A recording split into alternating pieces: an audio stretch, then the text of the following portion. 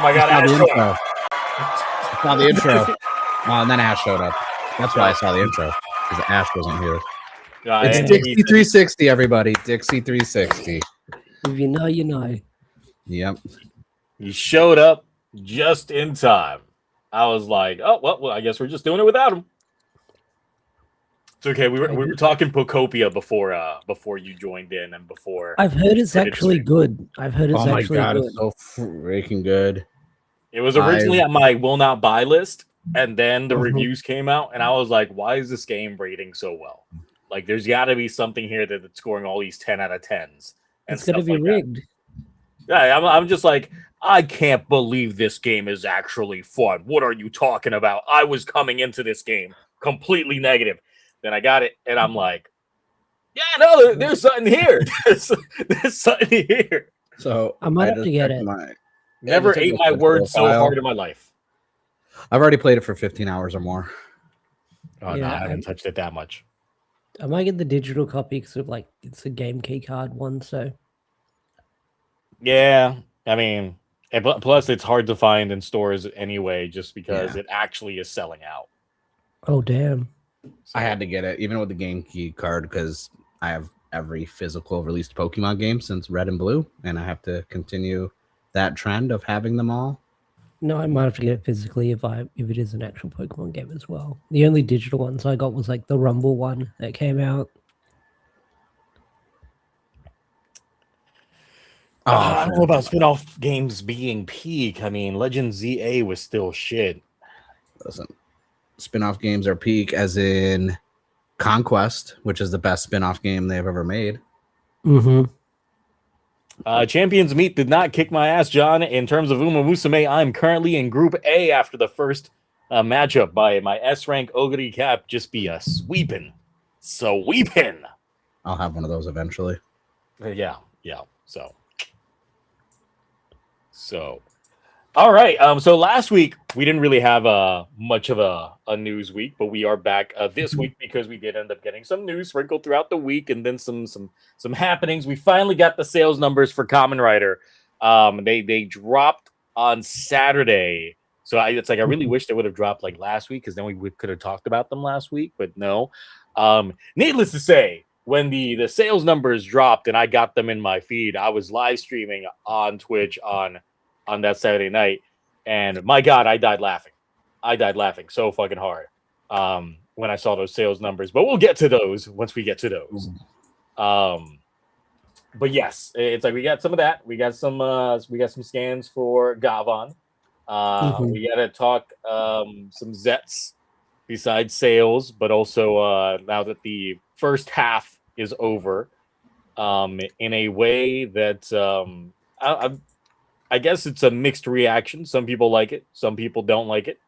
I'm not up to date yet. I'm like 2 behind. I would try catching up. It's not worth it. There's no need to I'm catch like up. 6 or 7 behind. Whenever they introduced the 6, lore, 7? Okay.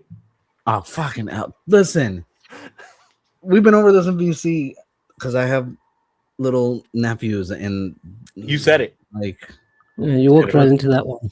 It was unintentional because I forget because I'm old now. Okay, I'm 40 now. I'm old, so I can't be, keeping up with the lingo. So, yeah, there's but it doesn't matter. It doesn't matter. It doesn't matter about catching up on Zeztz. Mm-hmm. I've already saw on social media what people. Yeah, you could just watch starting the next episode. You can just start watching it after the next episode. Doesn't matter. Okay. Doesn't matter. It was all a dream. It was all a dream. The first half was a dream. Are people fucking with me, or is that like the joke you made, like Inception? That's the thing. The first half is a dream. We'll get to that when we get to that. Should I just watch like the last 5 minutes of episode 24, or? Yeah, I guess if you want to, or just watch this weekend's episode and start from there. Alrighty. But yeah, it's a dream. So that was that. But yeah, Ash, how have you been since it's been like 2 weeks? Good. I've been binge watching a lot of Dr. Stone. playing the Silent Hill 2 remake because the Resident Evil Rec Room is like 108 Australian dollars. So Damn. What? Yeah, it's yeah, expensive. it's expensive over here. Wow. Games are expensive over here. I was like, that's like $100 that I could spend on food shopping. So I'll wait for it to go like reasonably cheap. I need to buy some figures. And I bought some what figures did I buy? I can't remember. No, I said you can buy some figures. The Armor Sword Yeah, I figures can are buy now some- available. Yeah. It's Yeah, also on Disney I looked on Plus. Amazon at some of those, and I was like, it's okay. But I saw the Korean toys for Armosaurus, and I was like, ooh, I gotta pick some of those up They do look good. because they got the little vehicles, and those transform out, and then those become the armors on it, and it's just like, Armosaurus is actually really good. The first season wrapped up, and we watched it on stream this past week, and I was just like, boy, I was shitting on this show. Like, I was going into that show completely negative, and it's a show that I'm happily proven wrong on because I was not expecting to enjoy the show as much as I actually did. I am 5 episodes in. I did what I normally do, got really fucking high, and I was like, let's check out Armosaur. And I was like, no. I was like, the dinosaurs imprint on them? I was like, this is an interesting concept. Like, but it wasn't bad. Some of the visuals, like at first the CG, like the first episode and stuff, I was kind of like, yeah. And then I was like, and then I saw the toys, and I was like, oh, it's a T-Rex with the armor on it. And then instantly, core memory. After the Lost World Jurassic Park came out, they released a whole bunch of Jurassic Park toys for nothing that was in any of the movies, and they had stuff like that. And I was like, okay. I've been thinking about trying to watch it on stream because if I'm going to watch it, I might as well try monetizing it. So see if I can watch it on YouTube and get away with it. I don't know, considering that not every episode is up on YouTube, like the way that they put up. Oh, it's all on Disney Plus. The entire series. Yeah. No, I'm just saying, like, they would put an episode up on their YouTube channel, and it would just be labeled as the first episode, but then it's like a random episode on there, and so it's not actually the first episode, and it's all like region locked as well. So I'm like, I don't know how much you could get away with streaming that on YouTube. True, but look, it's got some actual laugh out loud moments for me that I was just like, wow, I was not expecting to have the laughs for this show. Still a lot of deadpan acting. I do think that some of the actors didn't sell their roles well, but otherwise, that one sister that's like materialistic is definitely hammed up a bit too much. But either way, I still really enjoyed it. It's still gonna get a season 2 that'll come out in the fall. But I would say that first season, actually enjoyed it. We'll be in for season 2 because Melissa, who writes the Power Ranger comics, also worked on it from what she said online. So, I didn't know that. Yeah, she tweeted about it. I would just say that it's got some useless characters in there, like Liam, who is the red pilot of the Armosaurs, most useless character in there. But Dr. Chandler, though, ended up like stealing the show for me. Like, goated. But yeah, Mark, what have you been up to the last 2 weeks besides Pokopia? I turned 40. That was horrible. Oh yeah. Happy birthday. Happy belated birthday. You're now in the big 4-0s. I know. I had a little bit of like I sneezed. Okay, not even joking, right? I sneezed the other day and the L4, L5 cracked. I was like, what's that noise? I'm like, that was my back cracked when I sneezed. And she's like, wow. I'm like, yeah. I got this. This is amazing. I got mine too. It's back there. Yeah, it's my box, as you saw in the photos, got heavily beat up, my shipping box and everything else, and Not mine. so I put a video out for that. Everyone was tagging me in posts over the weekend last week for because they all expect me to crash out over the Zeztz Soto announcements for the Lords, where I have to buy a lot of dupes, and they're just using the male body for Lord 6. They're not even going to give us a female mold or nothing. And I was like, oh, Yeah. There you go. But I feel like as much as I like my Zeztz and my Sotos, my Kamen Rider stuff, the SMP line has been like, I'm so immersed in that now. I kind of don't care about Kamen Rider candy toys now because we got the RV Robo, and then they hinted at the VRV Robo, and I'm like, kind of like those. And I don't remember Turbo, so I started watching Turbo. Oh, And yeah, that's my reaction because I forgot you had to watch the movie because the first episode of the season Yep, they're takes already place right after the movie. Yep. So then I had to go and find the movie, which is not streaming anywhere, oddly enough. that's And weird. It's I not have on VHS. Disney Plus Hulu, or I had that thing No. downloaded years ago because I streamed it. Yeah. I think like 2 years ago on Twitch. Or was it last? Yeah. I forget. So I have a digital copy of it somewhere on one of my externals, and I have the VHS. So I'm like, well, so I found it on YouTube in 380p, and I was Wow. like, I'm watching it the way the Lord allowed it, and I was like, oh, I forgot I saw this movie in theaters because I haven't seen the movie really since. And Turbo's kind of a bad season. I'm not gonna lie. Again, Like- yes. yeah, Like, it ain't. The only thing I Yeah. remember was Rocky getting taken out by a spinning kick that technically he shouldn't have flown out of a ring if he did. Yeah, no, the physics of that kick made no Yeah. goddamn sense in that movie. Yeah. And so I went to took martial arts, got their black belt. Like I was like, that's. And then all I remember from the show was the last episode when they go into space and they leave Justin behind because like, screw it, you're 10, go to school. Like, well, no, you're not going to space. That's the only two things I remember of that show. So now I'm about like, You don't remember the a time third they of the got way- baked into a giant pizza? Oh, when No. Cassie dated her dog. no, I don't remember any of that stuff from when, because like after Zeo, like it made no sense for Turbo because they're supposed to have all these powers from Zeo. Why would they kind of digress to something that's definitely not more powerful? Why would they lose? Why would they be weaker? I don't make Because sense to me. water, apparently water was Yes, the a weakness boat. to the when they to said the the Zeo ship, crystals. yeah, and then I was like, well, how do you know vehicles can or the? I was like, this gives me a headache. So I'm trying to finish Turbo. I'm trying. It's not working. Thing is, I remember even as a kid that I did not like even care to watch that show consistently. It was like one of the few times I was like, you know what? I don't care. Then In Space happened and I was like, I'm in. My thing is, how did the show get cheesier?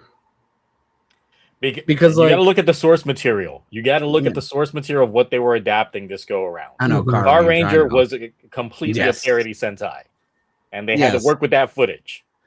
But I'm saying from the human element of their actors, somehow they got cheesier, and I was like, I don't like it.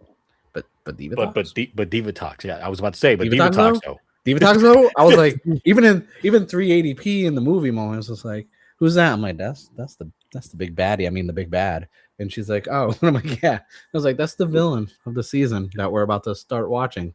And she's like, you have fun watching that. I'm like, I'm going to. Yep. Diva Talks.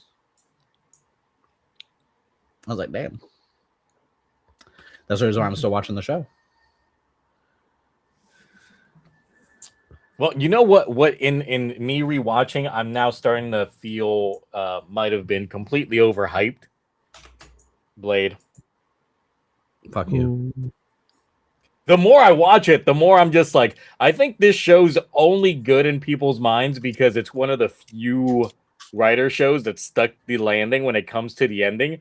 But everything else, like we're now in the mid 30s of the show, and it's like, So you're post Mutsuki being like brooding and no, he's still brooding. Okay, that's why. That's why. That's in the 30s. We're in the mid 30s, and he's still in. Yes, we talked about this because I thought it was. I know, only a but couple episodes, the and fact like, is, no, it's still like half the going on. show.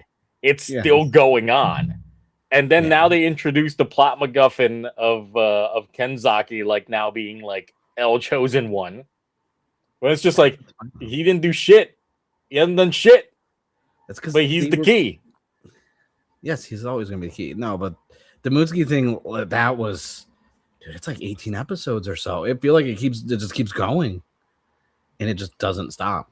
And that's the thing. It literally does not stop. Nope, not at all. Well, I mean, we've gotten to the King form already. We got to the debut of the King form and all that stuff. So good. So good. We got to Elements. People are in agreement that Elements is better than Round Zero. But either way, it's like the show in itself. I'm just like, yeah, no, this show's just okay. It's nothing. You gotta get out of the. You gotta get once that Mootski stuff is done. Yes, the final stretch. That's when it picks up. Yes, it's a show in which you only care about the final 10 episodes.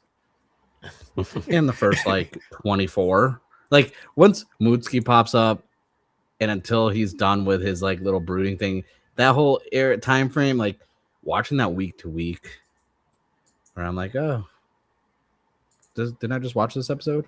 You watch Blade for the final 10 episodes, folks. That's it. The final arc is really good, though. That is it. Don't watch the movie. Don't watch anything else. I mean, you can watch the first 5-6 episodes, but yeah. If you watch the movie, you just got to realize one, it's alternate universe. It's not canon. It's not that good. But that glaive that they introduced in that movie for the new rider was pretty good. I finally found one and bought one. It's tough because it's tough to find. It was a Toys R Us exclusive, and it's the only thing they released for merch for the movie, besides 2 soft finals. I mean, I still don't like those belts because it's essentially just the same as Lee Engel's belt, just with an A on it. Yeah, I know, but the glaive is nice. So, it is what it is. So, what do we want to start with first? Do we want to look at these sales numbers? Do we want to talk some Agito? Do we want to talk some Zeztz shenanigans on what's going on? And I kind of want to talk the sales numbers first because we've been waiting for that. We talked about everything, all the other sales numbers, 2 weeks ago? I'm surprised. Because we were waiting. We were like, why is it taking so long for us to get sales numbers for this show? And we finally got them. So let me get to these. Share screen. The option. And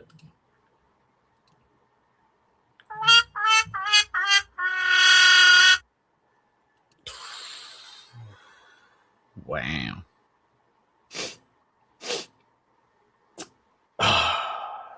Wait, which one are we looking at? The very bottom one. That is, yeah, the worst of Reiwa. I'm not shocked. So that's it's not just the worst start in Reiwa. It is the worst start for a Rider series since Double at the start of Heisei 2. And even then, that's before gimmicks really picked up to where they are. So that's still not saying much. So it is the lowest first quarter in 15 years. That's why it was all a dream. Yeah, so I mean, this was the speculation that we kind of had when we got Sensei numbers and we didn't see anything for Rider, because usually they release them all at the same time. I'm like, yeah, normally this is not a good sign if they're holding back Rider, and normally Rider has the better sales numbers out of the two regardless, which, I mean, it still technically does, but for a start of a series, it's like we thought that Gabu's first quarter was bad because that was the worst. But then this was lower than that. And I'm like, we're getting cards next season. We're probably going to get. We're getting Gotchard 2.0. It's too early. Gavon literally is on episode 3. Like, what are you talking about in terms of Gavon sales? We won't be looking at Gavon sales numbers until May or June. Yeah. So it'll be a few months before we even look at those, considering we just got the Gozuger final numbers previously. So that's what we went over 2 weeks ago. Was Gozuger's final sales numbers. So it'll be a hot second before we get to see how Gavon's faring. Mhm. But yeah, I can no. say from a YouTube standpoint, and because I watch a lot of toy videos with the YouTube generated subs. The Gavon toys are really popular in Japan. I've seen more content coming out of Japan for those than I did for any of the Gozuger stuff. So I'm genuinely curious how it's going to turn out. I think it is the situation of dormant IP comes back, then there is a morbid curiosity regarding, getting the toys for them. Yeah. I'm still hard out on a lot of that stuff, especially knowing how like Bandai's track record is when it comes to memorials and things like that. It's like you're I'm not better getting off that. playing the waiting game for a lot of these than going on a first wave basis. Which reminds me that the Aura Changer does release this month, guys. So be on the lookout for your packages, because Fuck. Aura Changer. Hell yes. I'm gonna go broke. I'm waiting for like the Memorial Saba or the Memorial, was it Byakuya, whatever it's called? The memorial for what? The White Ranger sword from Die Ranger. Oh yeah. The If I didn't already have like the Lightning Collection, like Saba one that released ages ago. The Legacy? No, I don't know. Yeah, the Legacy one. Yeah. Did and I got it on clearance too from GameStop for like $45. Oh, did you see the reimagined Saba? It doesn't look bad. I did see that they have like the red and the black variant if you like choosing to go with those colors, and I was like, ooh, those do look kind of good in those colors. I might pick it up when it comes out. I forgot the Aura Changer. I thought the Aura Changer was April. Now I got to restructure my Toku debt for the month. But yeah, so these are the numbers for Zetz's first quarter, and I mean, overall, I mean, I could see that there's problems with the driver. I mean, the driver being, on your chest does limit its its usability by a lot of folks. Because even for us who are older, even if you're not big, it still is not a good fit on you, even at max straps out. It's not that comfortable to wear. So I'm trying to think what the cutoff was for like what came out in that time frame, and I think so this is all. I think the Nox Knight wasn't a part of that. This goes all the way through the end of December, so it doesn't count anything January. Yeah, so Nox Knight's thing, it was a part of it because I think that was December. That's not gonna. I seriously doubt. Depends on what in December that dropped, but it still would. True. The first initial sales would count on this. Because it also depends on and honestly for quarter 2, I don't think anyone cares about those little color swapping pieces. I really don't. Like, I think it's kind of stupid to just. I mean, as a gimmick, also the capsums just leave a lot to be desired. They're probably some of my least favorite gimmicks. Yeah, the thing that bothers me is like right out the gate, the last couple of years, even with Super Sentai, but mainly Kamen Rider, it's like, hey, here's our gimmick, and here's all the Legend Riders. Like right out the gate, they had 10 plus already releasing, and I was like, stop. Like I miss when they did like how they did with like Wizard or Forze, where it's like here's a 4-pack or this and that of the gimmicks for the Legend Riders, but they didn't come out when it launched. Because that was the thing back then. After Decade, I remember the Gaia Memories for Double. They didn't release the Legend stuff until close to the show being over. Was when we started getting the announcements for the Gaia Memories for that. Same thing with I don't remember anything particularly for O's, but I do remember the switches for Forze and the rings for Wizard. And then the lock seeds that they had. I don't remember the what they do for Drive. Was it the motorcycles that they put for Maha's belt? I don't remember any of that. Most of the Drive stuff, I don't actually remember what they released. Outside of the main belt, I only have the main belt and the clear color. I never picked up really anything for drive. Well, the thing is, usually a lot of the anniversary gimmicks don't really like. They lose themselves on me. I don't typically go for them. The only exceptions were ZO, because of course that's the entire fucking gimmick. Yeah, Is Legend Rider fucking ride watches. So that's anniversary seasons where that's a thing. Like you can't really and the Progrise keys from 01. I love the Progrise keys. I do like the Pro. Those are actually one of my favorite Reiwa gimmicks besides the Wonder Ride books. But I would the say, thing is, like, yeah, that's the issue. Is like, I feel like in recent years it's just been Bandai and Toei just being like, let's release a shit ton of these freaking gimmicks, and it's not selling. Look at the numbers. It's like, okay, stop releasing this many. Like, make a few really good things that'll appeal to people instead of a bunch of stuff that's just trash. Mm-hmm. And the thing is, I feel that the gimmicks losing their lights and sounds aspects to it, and literally just being pieces of plastic, especially for the dollar amount that they want to charge for them, especially in the overseas market, it's not that great. I mean, for Galvu, as much as I liked the Gochizos, at least they had a variety of 3 different styles of Gochizos that would just get, like, reprinted out and recolored and all that stuff. For Zeztz, the capsums are pretty much the same, at least for this run, because it doesn't count anything for Nox with the half of them don't even split open. Half of them, they if don't you get spin a bad well mold either. on them, They're not. Yeah, I have one that doesn't turn at all. Like, it's just because it was just a bad mold on it, and I was like, well, that sucks. And the thing is, we all know why Godchart's first quarter was great, and it was just because we were all like consumed by the hype of the TCG and buying the booster boxes and all that stuff. And the fact that they actually released all of that like a month before the show came out. But then the second that show came out, we saw them numbers dip. Yeah. I am just intrigued because now technically Gav ended up being the worst overall for the full year earnings for the show of Reiwa. And I'm like, if it's starting off like this, like, if we just go based on the trends, Zeztz will be the worst.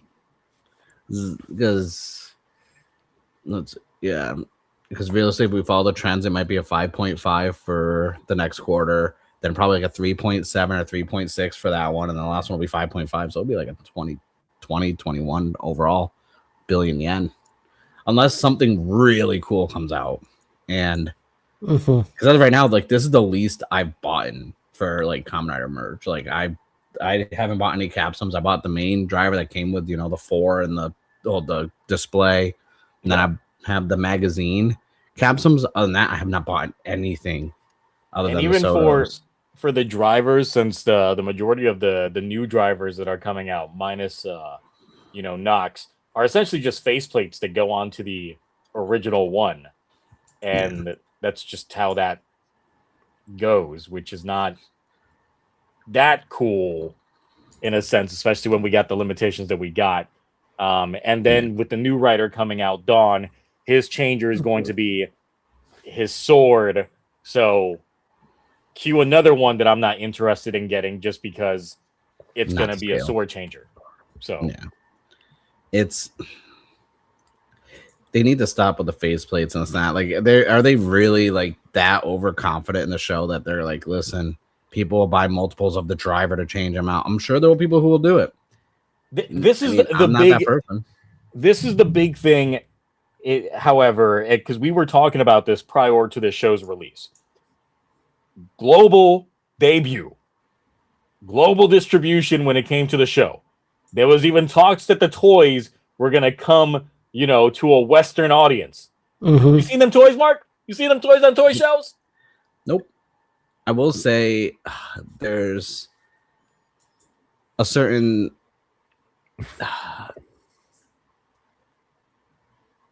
so I guess like Zeztz now is starting to get picked up by people who don't usually cover Kamen Rider stuff. I think it's actually thanks to what Tojima wants to be a Kamen Rider anime. That's actually getting a lot of people to check out Zeztz since it's like right there on YouTube. And there's a big channel that I follow because they do a lot of like Gundam stuff and this and that. And then on the side, they got their NSFW content they make, which I don't care about. I like Gundam and I like Zoids. And they bought every toy that was released for Zeztz. They had a big table full of stuff. Like, I'm going to unbox everything in this and that. I'm like, oh, wow. And then it's a lot of balls. Like, yeah. A lot of balls. Well, I mean, never mind. There's a joke there. Not going to make it. And I was sitting there, I was like, and they're like, yeah, if only I did, like, it was expensive because I had to order from Japan and then customs and shipping. And they even brought up, like, hey, I thought it would be kind of easy to, like, get this stuff here. It's on YouTube. It's supposed to be a thing, but, like, you can't just buy the merch. And I'm like, yep. Yeah, that's the entire thing that I just found completely crazy, because you would think with them having the global distribution of the show, they would also make the toys. Like, the toys were easier to buy for other seasons back when we had Team Kamen Rider and shit. Like, it was way easier. We didn't even have here. Yes, you could just easily go on Amazon, buy them. Hell, you could go to GameStop or a ThinkGeek and buy some of these things during that time. But now the one time that we got a show that is globally available and is no longer hidden behind having to go through torrent sites or anything like that, just to be able to access it, and you make it even harder to access the toys.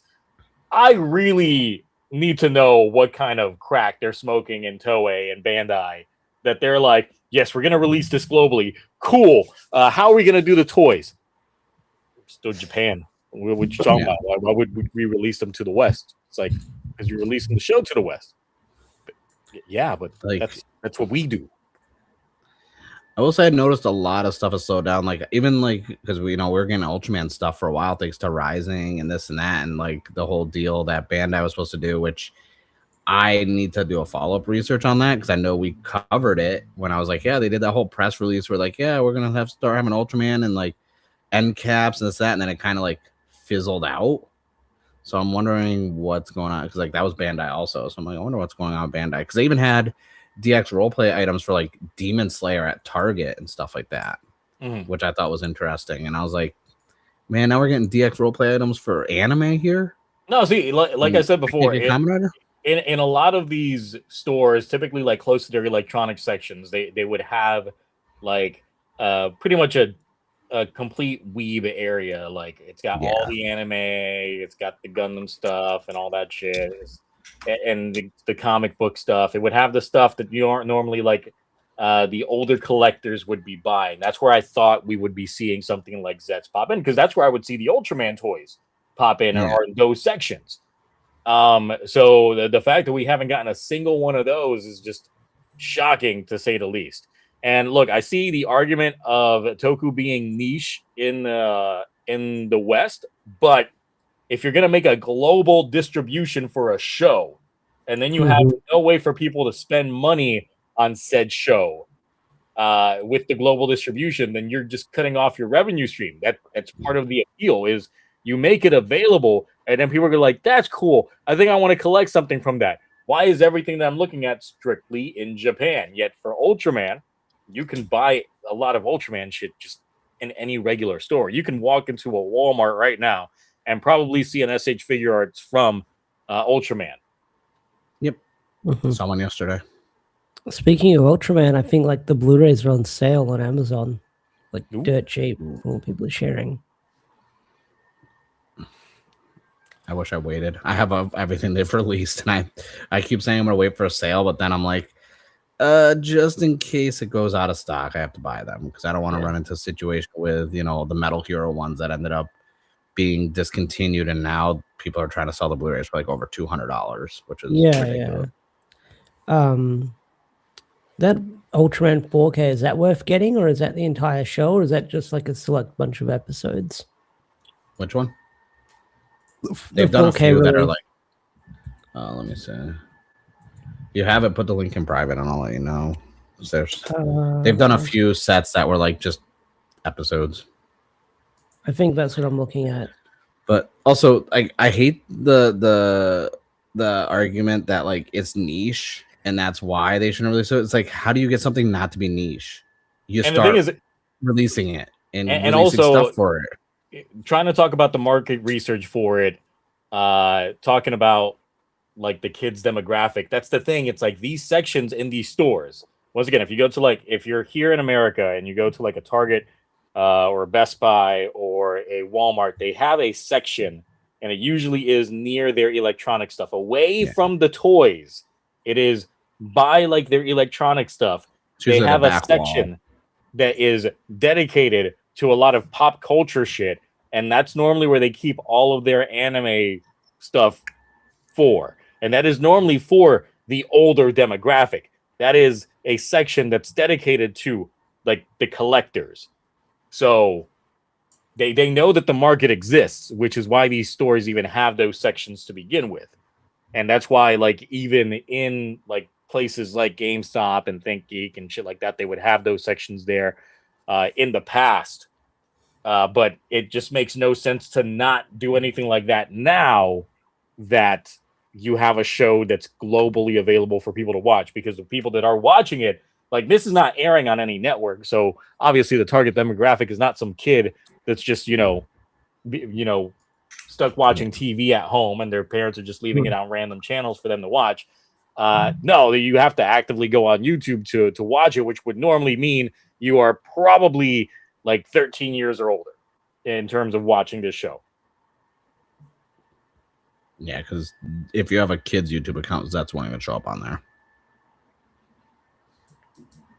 So in that sense, it's like, I really think it's probably because it's not a Toei thing, because this does fall more on the Bandai side of stuff, was that they no longer have a distribution partner for it, because before they used to have a distribution partner that would handle, the release of these toys to the West, but they got rid of them after they changed their president like a couple years ago. Yeah. As soon as they changed their higher up management, pretty much the entire team Kamen Rider went completely gone. And now would have made the most sense to have a team like that when you've got a show that's readily available. Right. Get rid of it right before they start making distribution. What do you mean they got to go through? Like, They don't have to go through Hasbro for anything. What the hell are you talking about? No. This is Kamen Rider. Yeah. They don't. Yeah, they don't have to talk to Hasbro about shit. This is Bandai. Bandai is a toy company. They also make games, but they sell toys. Yeah.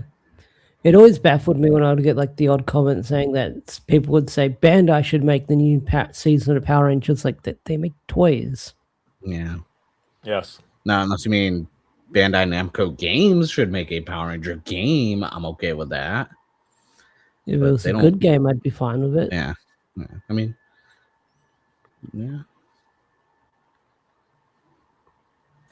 Let's see. Do we think that the Marvel, DC, and Hasbro will play dirty to keep Toku Toys out of the West, or at least their territory? No, I don't think so. They're not even. It's not even on. Listen, you guys understand the revenue stream of Marvel and DC, like, especially from a toy standpoint, they don't notice anyone else. Especially with Marvel Legends, like the Marvel Legends line is just like, even though I don't prefer a lot of the stuff they release, those get.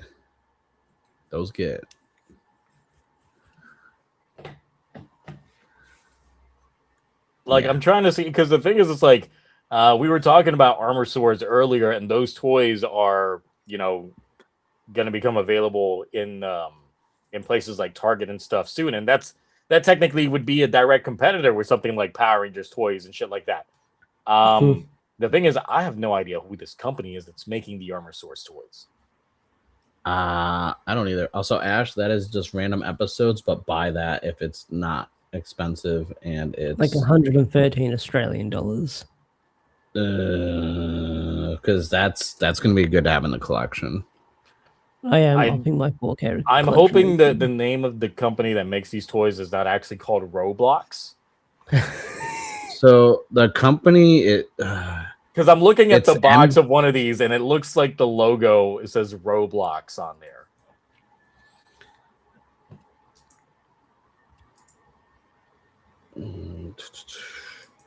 Is it MGA? It's MGA Entertainment. Oh no, it says official digital Roblox items included. Oh, I was talking about who actually made the Armor Sword toys. I was It's looking at the MGA. stickers on the front of the box to see the name of the company that does it. But yes, I see MGA very, very tiny at the very bottom. Yeah. With just the copyright. That's it. Like the toys aren't that bad. But oh, they make those Miniverse toys. Oh, that's like, another Korean show. So yeah, it makes sense. Like those little, you know how you get those little toys that are like mini versions of like grocery store items and shit like that? That's what they make. Yeah. They make those. Apparently, they're doing something Oh, I was Taco thinking Bell Mini right now. Force for a second. No. That was another They show. make the Rainbow High dolls, and they make cars for cars, and they make slime stuff and brats, and they make slime food where the food looks like real food, but it's slime. Like, what the fuck? The Armor Sword toys look pretty cool though. I don't recall Dragon Knight had role play toys. It did. They actually did release the belt in the West. Mm-hmm. And all it takes Wii is like game? a quick. It's like a quick like Google search, and you can find the box of it. I remember it being very, very bulky from what I saw in it compared to the Advent deck from Ryuki. And they had the action figures, I believe, and then they had the Wii game and the DS game, and I think that's everything they released for Dragon Knight. I watch Mini Force, no, but I am aware of it. Yep. I've been trying to find cartoons for my kid to watch back when he was a little toddler. That kept popping up on the Netflix Kids.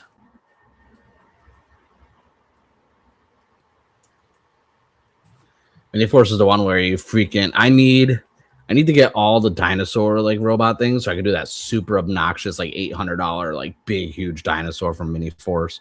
I haven't even seen Mini Force. I just saw a random like they got some really Korean nice suit YouTube designs in Mini Force. Those toys are great though. Have you seen the freaking transforming toys? Those things are insane. Yeah. Just type in like Mini Force like on YouTube Shorts, and there's just this girl that built it, and it took like 10 of them, and it was probably like almost 2 feet tall. The thing was huge. Going back to Zeztz and deviating a little bit, because I know that some folks wanted to say that obviously the Zeztz toys aren't like fidgety enough when it comes to their toys or anything like that, but we got that Batar belt though. That Batar belt got the most fidgety toys of all fidgetdom. Like these fidget spinners that they got, like, are some of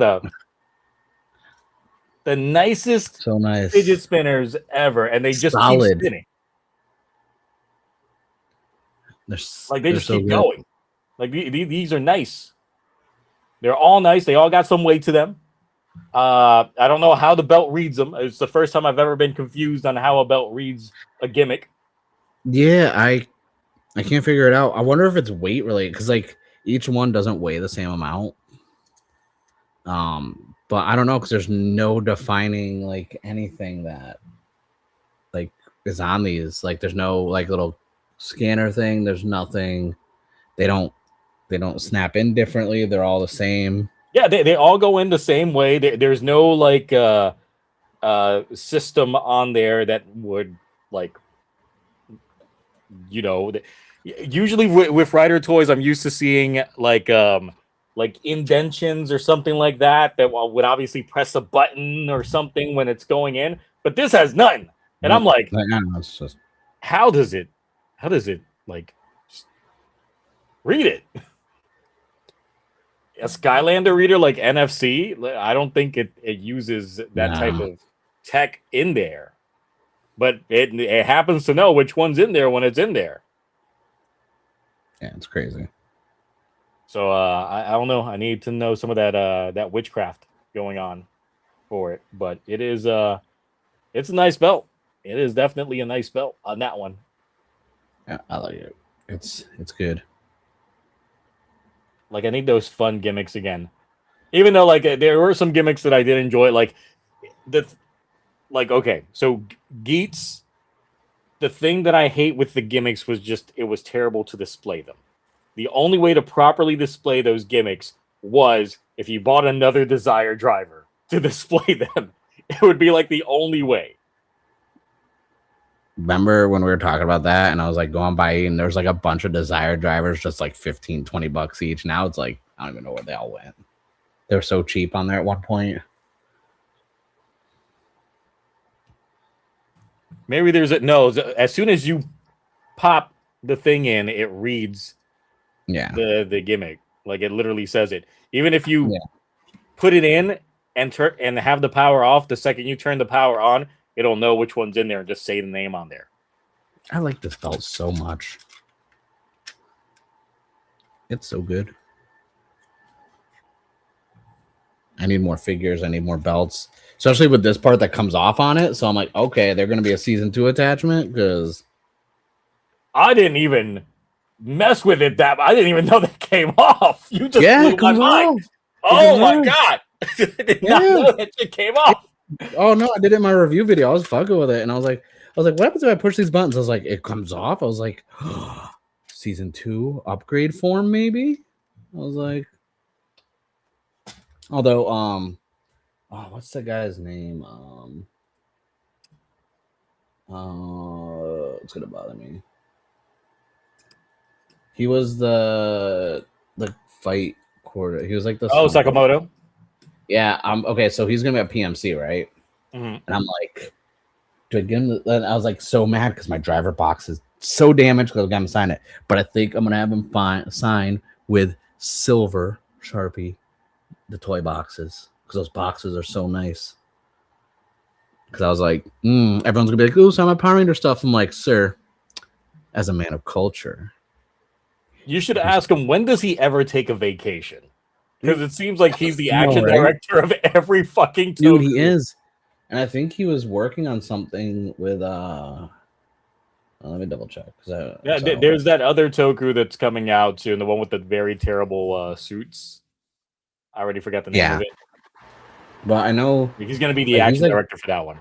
He's working on so much stuff, and I was like, sir, like between Power Rangers and coming back over here, and I'm like, this man, no rest.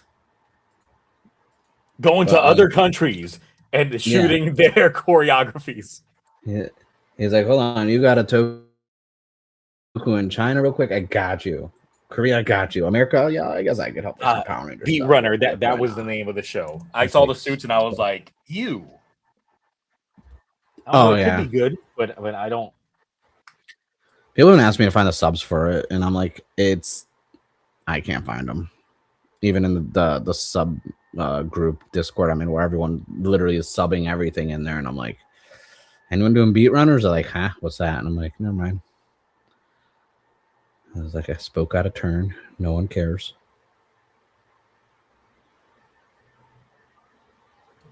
Oh, but that is enough on those sales numbers on there. It's just it's horrible. They literally like missed the boat in terms of what needed to be done when you're actually distributing a show globally. Is you make the merch available globally as well.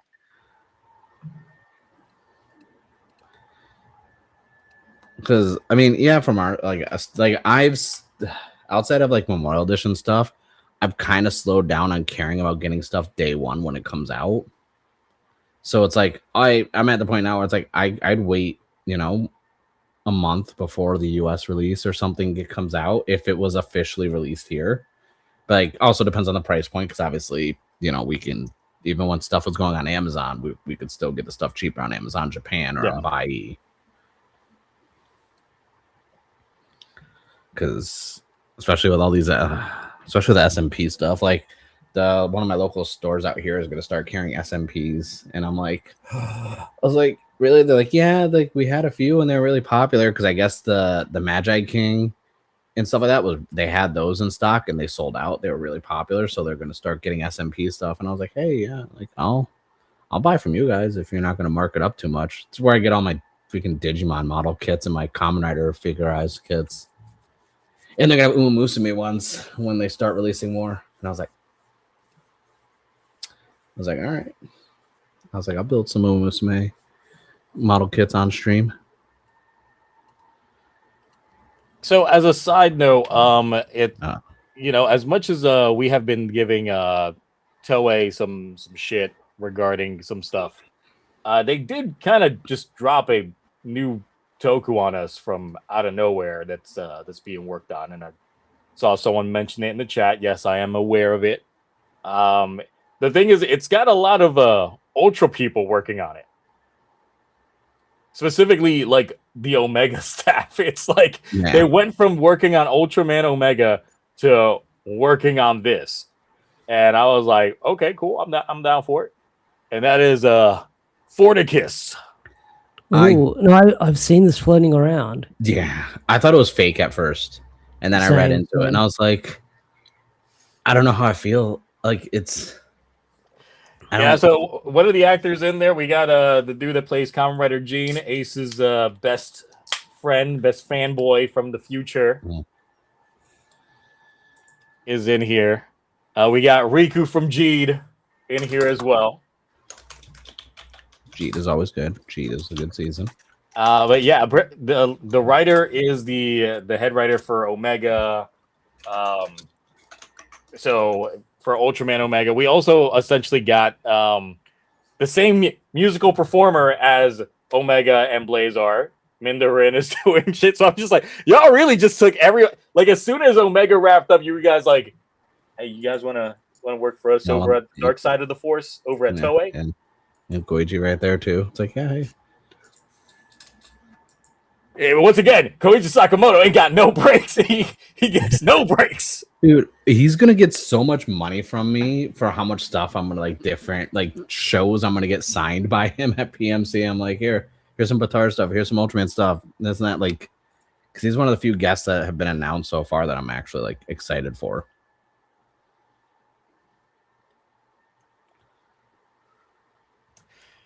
And the thing is, so I mean, seeing a new suit design overall for something new that's not tied to any IP, it makes me kind of wish that this was what we had gotten for Project Red. It was something not pre-existing. Yeah. And then it's just like, here you go. Here's a brand new hero. It's gonna be I'm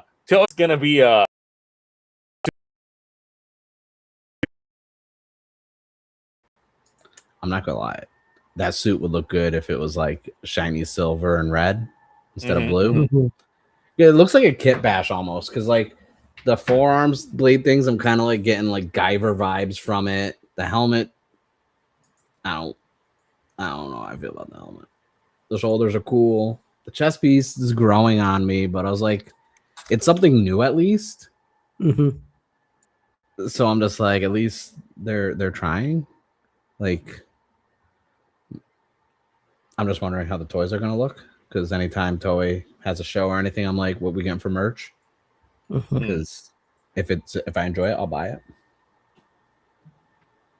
And the thing that I like about this is just obviously it's an android hero, but then it's he's got a mask that goes over his mask. I haven't seen any other shots, but obviously you can tell that the top part of it comes down to cover him, so he doesn't have the lips going on, and it's the action one. But I'm just this is just a cool suit. This looks like a proper Metal Hero successor, right here.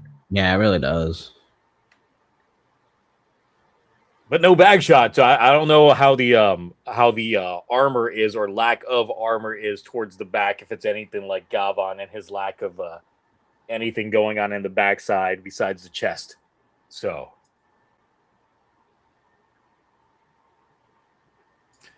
but yeah, look, Toei's still, I guess, cooking up some new shit. So excited to see what this is. It's going to be all about. But then on the other side of things, we got new Agito stuff. I love that poster. I don't know why this poster looks so good. Yeah, so we got a proper look at the new G7. suit. So we got the G6 before. Now we got the G7, and we got both of the G's in here. Had the G3, G3X. We've seen G4. We're just missing G5 somewhere in there. Hopefully, we got some schematics, paperwork in there. But otherwise, we got the G6 and the G7 all there. And all of these Agito's going on here. Mm. And I do like that. Of course, because of budget reasons, they're not going to make every single person's Agito be unique, even though technically they should be. But they decided to go with a more grunt-based design for this. But I do like that it seems like it's a mixture of Shoichi's base Agito design along with another Agito design, just amalgamated together to create these. Yeah. But the thing about this is, even though Shoichi's in this, he apparently can't transform. He don't know what's going on. I made the joke because in the trailer you see him in his chef outfit, and of course after the events of the show, he opens up the restaurant Agito and just decides to be a cook. And I'm like, what if they pulled a Resurrection F Gohan treatment on Shoichi? And he just can't transform because he hasn't been doing it enough time. So long, yeah. It's been so long that he just doesn't know how to transform. And then when he tries transforming, he just like completely zonks out from doing it. I don't know why I don't hate that for some reason.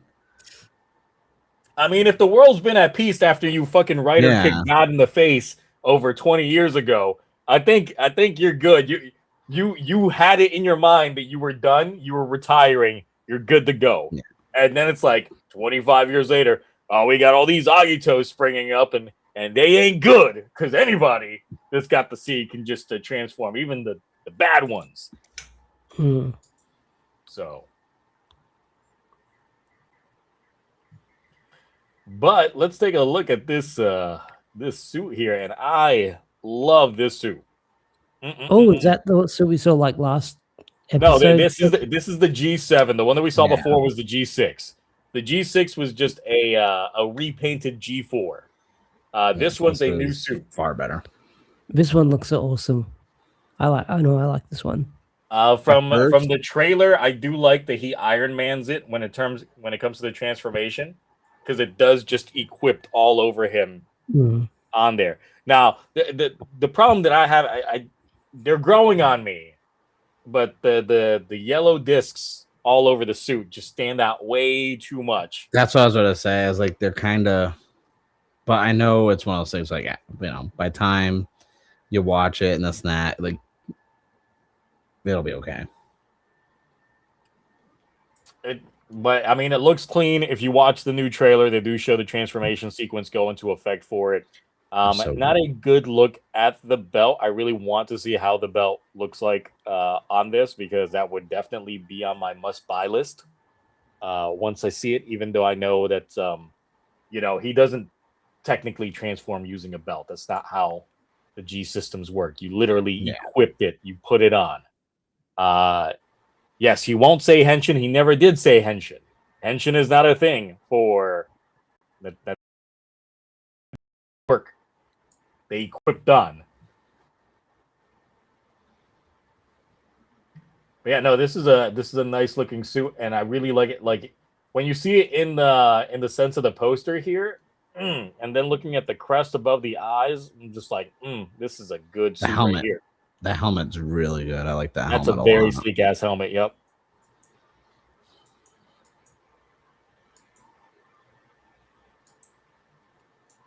Now the yellow discs have to be the things that probably do the transformation, that something like nanobots or something.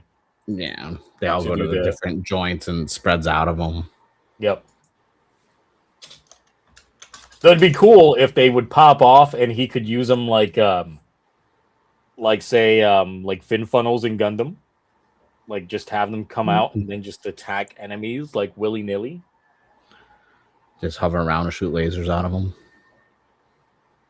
I mean, it doesn't help that his helmet looks like it's got, even though this is probably not a Vulcan gun, but it'd be cool if he legit could just shoot little bullets from his helmet.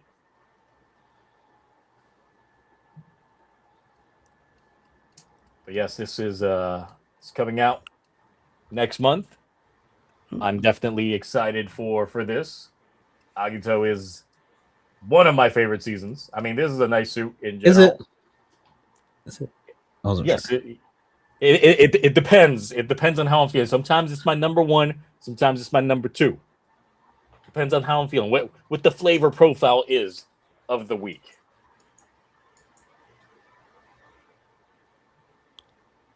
So I'm very excited. Hopefully they don't give away too much with more trailers.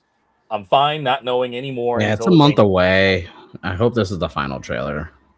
I just want them to just start announcing the toys. Like if they give us a CSG of his sword, might have to get it.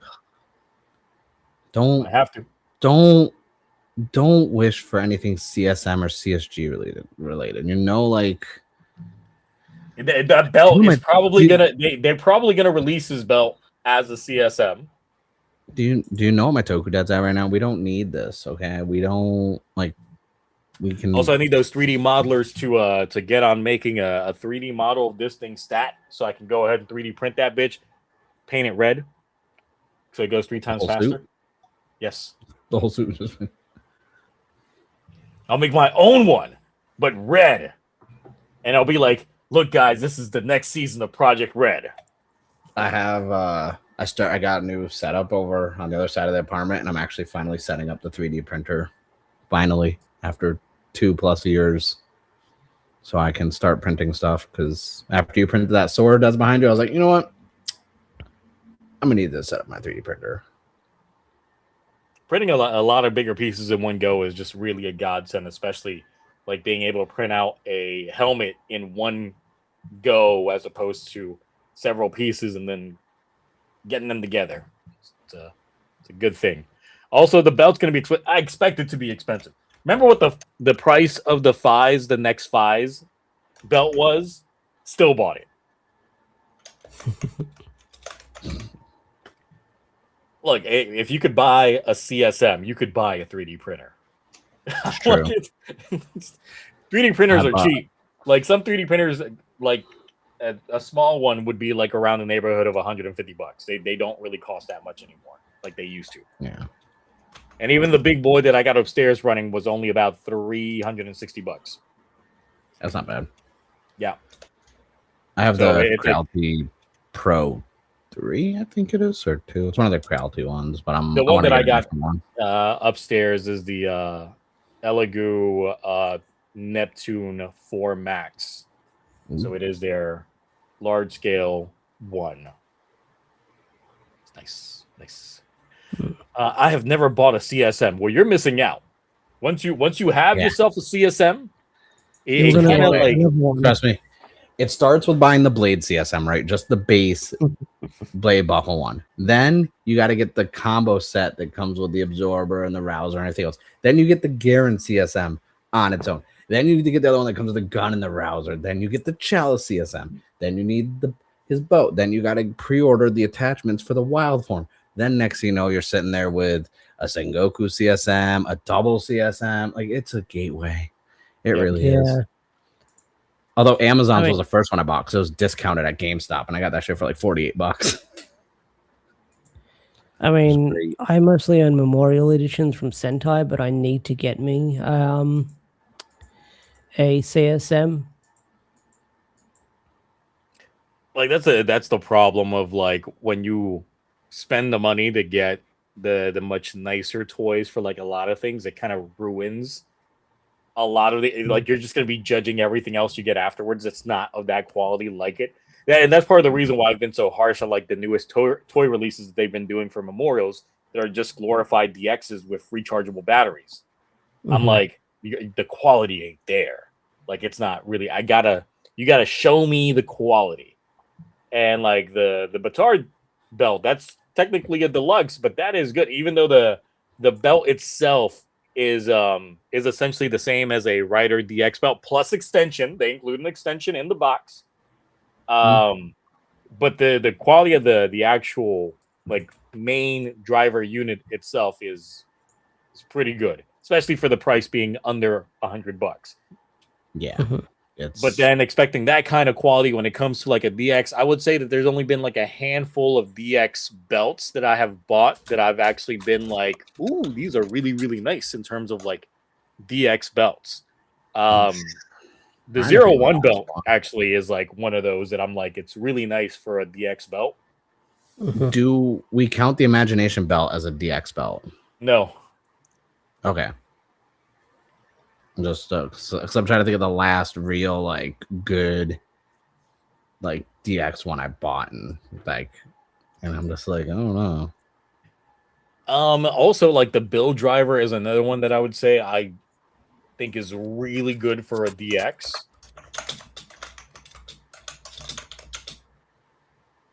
And I think that is about it. Actually, no. As much as I don't like Forza, I do like the Forza driver. DX is actually really good. And the 5's DX is good just because of all the options that you have with the gun itself. Yeah. I'm trying to think of like recent, like not re-releases or anything like that. Like what was like a really good DX release? The Geats belt, it's all about the gimmicks for the Geats belt. It really is all about the buckles. The driver unit itself, if you just looked at the driver unit by itself, but the fact that all the buckles are essentially what makes it good. Like you can have a regular Desire driver, but like how I picked up the premium for the Doom Geats one. This is nice, but it's still going on the Desire driver, but that doesn't make the Desire driver nicer. It's really all about the gimmick. The gimmick was nicer. And even like some of the premium sound. Even then, I mean, there are some other ones. I had to look over there to see. Obviously, the Demons driver, Deathstream. I was about to say the Demons. Yeah. The Demons. Well, Deathstream. I think I like Demons more. They're the same like thing. But like the first release Demons driver, like that was a game changer for DX. I remember when that came out. I was like, oh, this is perfect. I love this. Yeah, because the LEDs that they had in there. And then the Vision driver was nice as well, but then we got the shitty gold one that I still bought that I hate. I remember you about that. That's funny. Like, look, we'll admit, like sometimes these toys they still get me. Oh no, listen, I'm proud of myself for how little Kamen Rider merch I've been buying, and it's also because I'm running out of new stuff that I don't have. Because unless we start getting some Showa era like DX belts or CSMs, like I'm not buying those stupid. What were those things called? The tiny versions of the belts that they were releasing. Oh, the legend belts. Yeah, other than like, unless if as long as they're not legend belts, I need Showa era belts, and I have every Kamen Rider belt for main riders because I'm done with Heisei. I'm obviously done with the Reiwa because I'm getting everything as they're coming out. So it's like I have no other belts I need to buy now unless they release something like from something that hasn't came out, like basically just Showa stuff. Because I have that 50th anniversary, like whatever anniversary one they did for Kamen Rider 1 that came with the scarf and everything, but I haven't opened that because even if you hate the belt, sometimes the collector in you just wants to have them all, regardless. I have several drivers from shows, or like, look, I do like X8. I hate the Gamer driver. I just don't like the way the Gamer driver looks. I like the gimmicks though. I do like the gimmicks, but I hate the way that driver looks. But I bought it anyway. Yeah, and I don't like Gottschalk, and I still have my problems with this fucking brick, but I still bought it anyway. I have my brick as well. It's a rite of passage. Everyone has to buy the brick and just stare at it regretfully.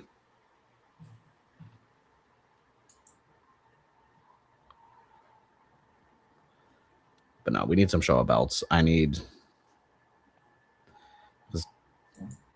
Then it's like, well, because now it's like, what do I go to? Like, do I go to tertiaries and like secondary riders or something? Because I don't like, I get them for the shows I like, but I don't want to go back and get all. So I started doing that. Like, I got the Beast driver from Wizard, even though I hate that driver.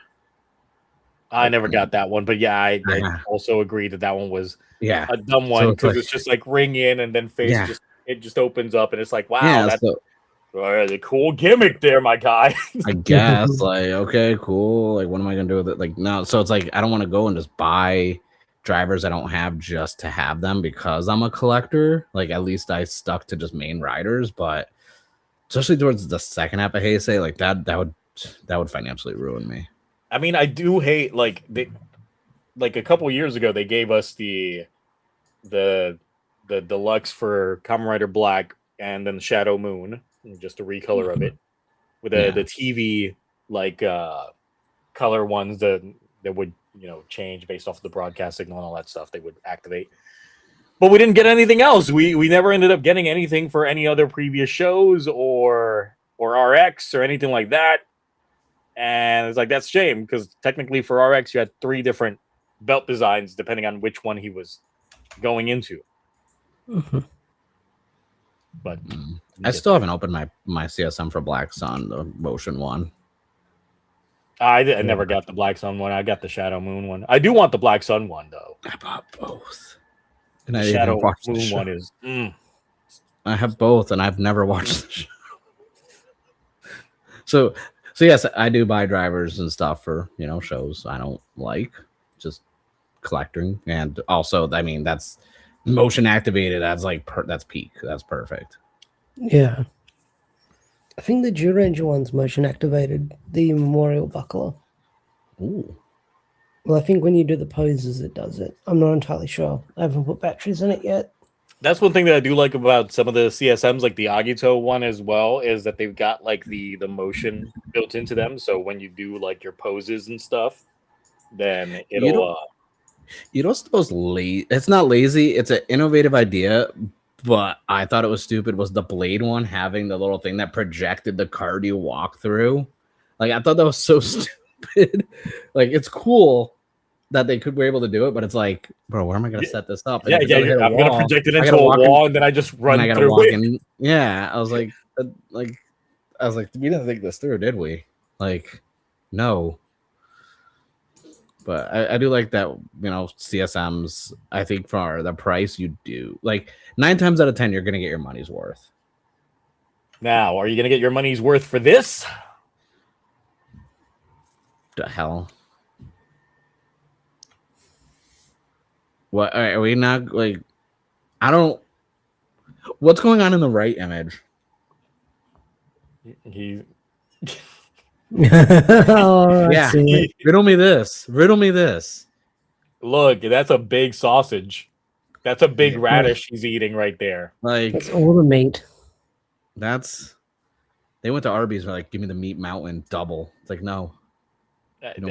I mean, it's technically eating its own tail, but that's sure. You can definitely make it. And another thing that I really hate about this is it just looks like Aku from Samurai Jack. Oh, shit, it does too. The eyebrows. The eyebrows. Extra thick. Oh, God. I can't see that now. Yeah, no, you can't unsee Aku on here. But yeah, this is Death Gavon's thing when we got going on. And yeah, I mean, it's still just a recolor of base Gavon Infinity, just with a slightly better color scheme. Yep, and the cool cracked side of the skull helmet, and that's like it's the suit design, everything else I like. Just that gimmick. But then thing I really don't like is the blaster. Like the green, I could do without the green. Like the green throws this completely off for me on this mecha. Yeah, I'm trying to think what color I would have picked instead. Maybe like you can't do anything red because of Gavon. Well, you technically could, but I would have went with like an orange. See, the thing is, like, obviously when you see like the death Gavon, there's nothing green on his suit. No, It's purple, black, and red. And sorry, this is purple, black, and green. I'm still hung up on the gimmick image. I'm sorry. Like that should like what the hell? Look, he's just a pillow biter. That's not a body pillow biter, maybe. It's a sausage pillow. And green sausage. It's gone bad. It's gone bad. No, but this color scheme is throwing things off for me. But the thing is, like, now we're like 3 episodes into Gavon Infinity. We've gotten the ending for it because it doesn't have an opening. It's got an ending. Oh, And that's okay. Is that what's going on? Yeah. Yeah. I still haven't watched the second and the third episode. I'll probably play catch up soon with the show. I didn't watch the third episode. I watched the second episode. It's still just feeling just okay. You really feel the episodic nature of it already. Like it is definitely like one of those like weekly iteration shows, but it is very poignant on Reiji as the lead.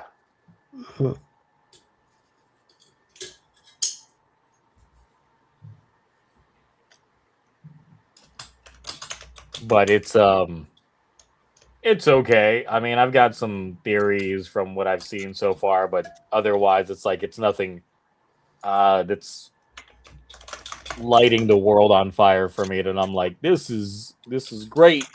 It's like between this Zeztz, but then comparing it to other shows that we're watching, like Garo and Akakage, it's like I'm sorry. Keep forgetting Garo's back. Yeah, I forgot about Garo also, which is weird for me because I like Garo.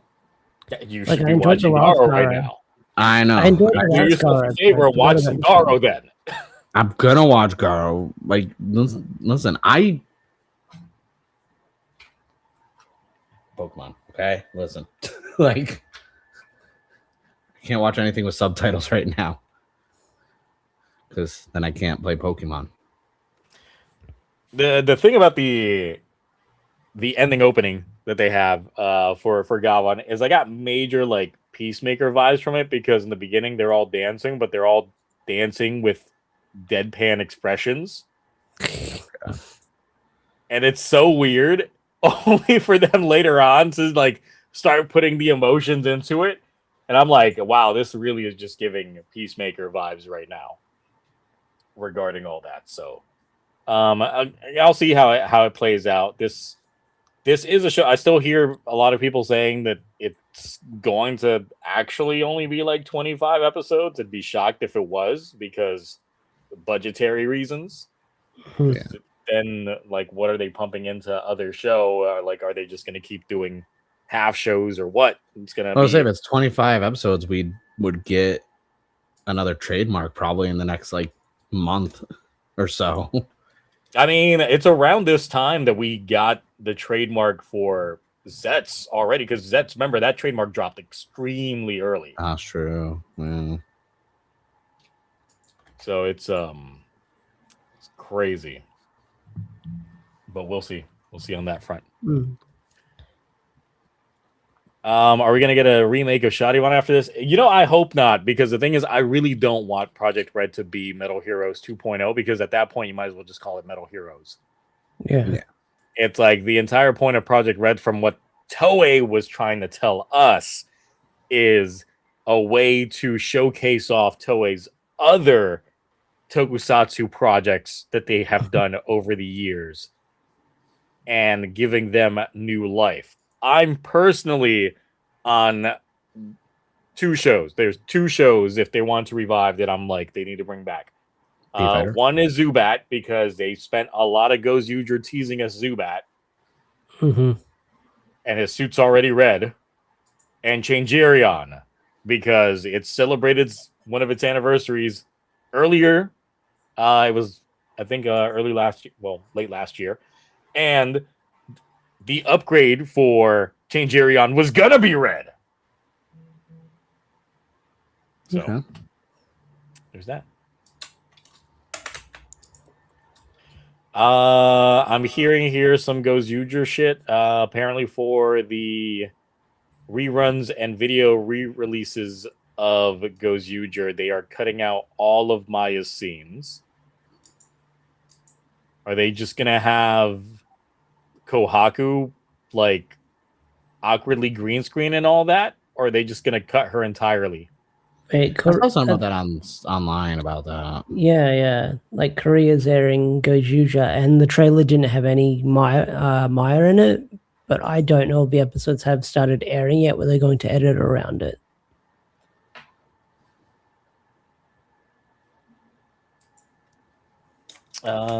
Let's see, and then yes, and if Korea's just cutting her out from it, like that's just gonna be awkward. There's some episodes that just focus completely on her that they're just gonna have to cut. It's dumb.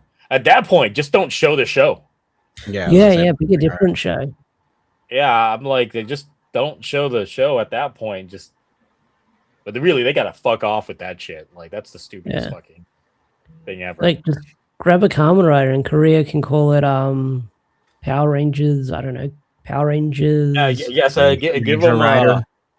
Give them Saber and let them adapt it as Power Ranger Rangers. Force. Yeah. Because Korea always calls it a force in the end. Like they call it like King Force or what did they call like a lot of it? Let me see. Some speculate that only cuts to advertising. Okay, but I mean, someone would still have to dub over. I would figure that the most awkward thing that they could do is that they have her in the show, but they cut it like she's there for like a second, and then they cut to next scene. Like I don't know if you've ever seen. There's like a very famous Mad TV sketch for anyone that knows Mad TV, but it was. I know where this is going. But it's The Sopranos if it aired on PAX TV. Mm-hmm. And anytime they said a swear word, it would instantly just cut. So each episode was 2.5 minutes long. So I'm just having in my head, it's just like, oh, that's what they're going to do. Every time they go to like Maya, it's just going to cut and then cut and then cut. Oh my God, that would be ridiculous. But they're still wrong as fuck for that, though. I laugh, but they're still fucked up for that. That is an overreaction of the nth degree. All right, so we're kind of powering through all of these topics, but Zeztz! Back to Zeztz. Zeztz. The thing. Zeztz. It's a show about nothing. So I know you guys are behind regarding the show, but Twitter keeps me up to date out of context. The last episode ended with a bad end that I was actually like, oh shit, okay. But then it showed us the moon, which implies that what we were seeing was just a dream, only for Baku to wake up in the hospital, implying that everything from the events of like, I think it's like episode 2 up until this point was all a dream.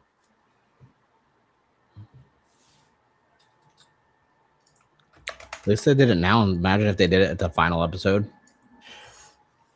Yeah, no, I mean that's one of the things that I'm just like going into a show dealing with dreams, and you know the biggest trope that everyone hates in TVs, like TV shows, is when they do an episode and then in the end it's revealed that it's all a dream. That is one of the biggest faux pas that you could have ever when you're doing a show, is just revealing that pretty much the viewer wasted their time. That was like when everyone had the theory that like from Walking Dead where Rick was just in a coma the whole time imagining it, and I was like, that's how it should end, because that show dragged on way too long. But I was the waking for a dream and like time travel is always like the trope that's easy to like people use to get themselves out of writing themselves in a corner. Yeah. It's like he was asleep. It's like, oh. So, I mean, I know that next episode we're going to get, you know, explanations and this, that, and the other, but it doesn't help from a narrative standpoint if everything that we've seen up until now has just been Baku's dream for multiple reasons. First of all the character revelations, all the things that happened within that, if they are indeed true, then Baku already is a broken-ass character, because that means that he has the power of foresight within his dreams himself, because he already knows everybody's secrets, because they played out within his dreams. Another thing is all of the scenes in which characters were talking about shit with no Baku in it at all. Like those character interactions that were going on, those things. Does it mean they're all crazy? But that all happened in his dream. I'm like, what? But it's like, I don't like, it would have made sense if that was what they were going with, if almost everything, you know, played from a Baku first person perspective type thing. But the fact that we got so many interactions between the villains and themselves and all those, you know, scenes secluded away from Baku, especially when he himself was like knocked out and others were playing a bigger role, but all that happened within his dream. Like it's confusing. It just doesn't make any sense for any of that to be included in there if it was all just a dream. Yeah. So it's yeah. I mean, I guess if you were trying to make a show that was only half a show, then you go halfway through it and go like, nope, we were just testing some shit out. Now's the real show starting. And we get all that. However, the thing is, in all honesty, because in the end of the episode before he wakes up from his dream, Baku gets shot. He dies. And right before he's about to like die, as he's keeling over, that's when he wakes up. Because the whole never dying in your dreams thing. And I'm like, you know what? I would have personally been fine with Baku dying, and then Nemu becomes the main character of the show, because it would have been like a proper passing of the torch. Because within the last couple of episodes, we've gotten some major revelations regarding her. She ended up waking up finally, being out of people's dreams, and finally waking up and seeing that Agent 2, the lady, is her mom, and she herself is a dream baby. But once again, these are all revelations that happened within Baku's dreams themselves. So they're revelations that I don't know if they're actual revelations, because if they're proper revelations, then once again, Baku's a broken character, because he's already got the power of foresight, and he already predicted everybody's plot twists before properly interacting with them. So it's a lot going on there, but I'm like, you know what? This would have been the opportunity that a writer would want, in terms of, because I know that they've been wanting to have a female lead in Kamen Rider for a while, and Nemu like riding shotgun all the way through, but then having her revelation come about, and then offing your main character that, you know, felt very lackluster up until this point, would have been a good way to segue her into being the main character of the show. And I'm like, that way it would have actually felt organically of someone doing something like that. But nope, it was just a dream.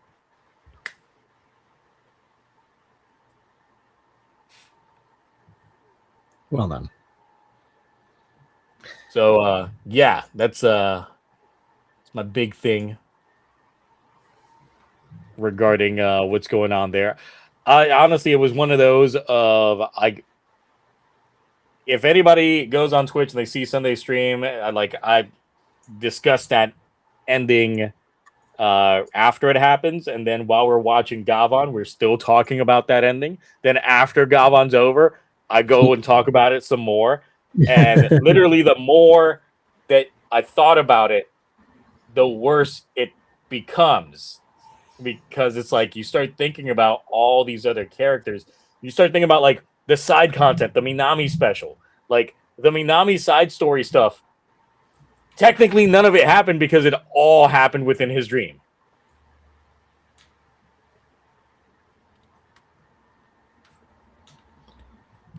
Oh, so it kind of like negates everything.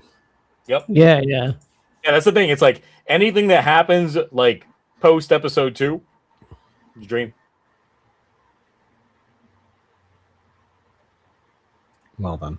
But I'm also like, there's so many episodes in which are literally episodic, nothing really happens. And I'm just like, you had some boring ass fucking dreams. I was gonna say, I was like, yeah. that's I think that's the one thing, like with Zeztz, is like the 2-parters where stuff would happen, not a lot would happen.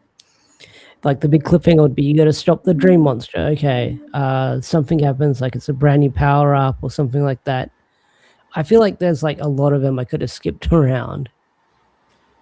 Also, like the big revelations, essentially a lot of Baku's backstory getting explained to him and getting paid off immediately was essentially still just his dream telling him, you remember that? Remember that thing that happened to you when you were a kid? It's like, oh yeah, that thing did happen to me when I was a kid. And then all that stuff.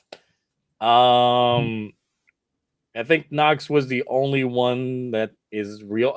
Well, the issue that I have with Nox, it makes perfect sense if the Nox that we saw was a dream Nox, because one of the biggest complaints that I heard from a lot of folks talking to them was the fact that Nox kept burying the lead on Code. Now, it would make sense if he was burying the lead on Code because Baku didn't know shit on what Nox knew, but he, for some reason, knew everybody else's shit that was going on in the sidelines. So it's like, what the fuck?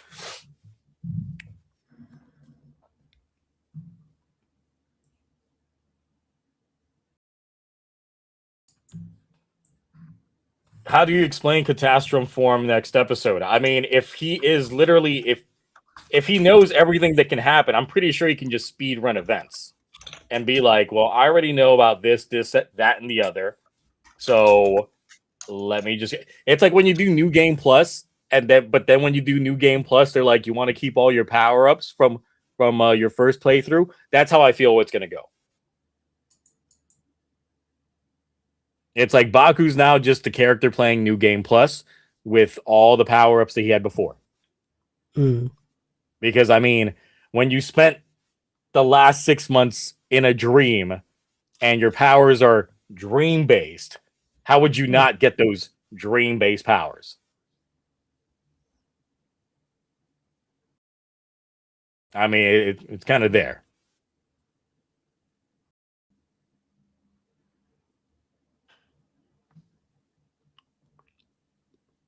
It kind of does negate some of the things in the past, at least regarding the character interactions, because the thing is, those weren't genuine character interactions that Baku was having.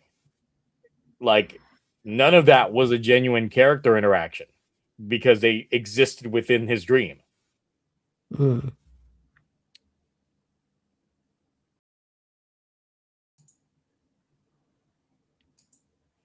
Let's see.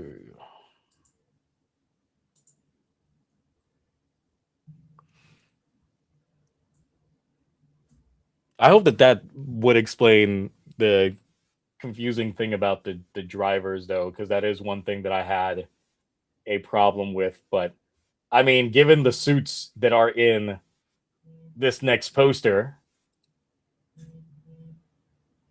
So this is the poster for the next arc. Which we got Dawn front and center.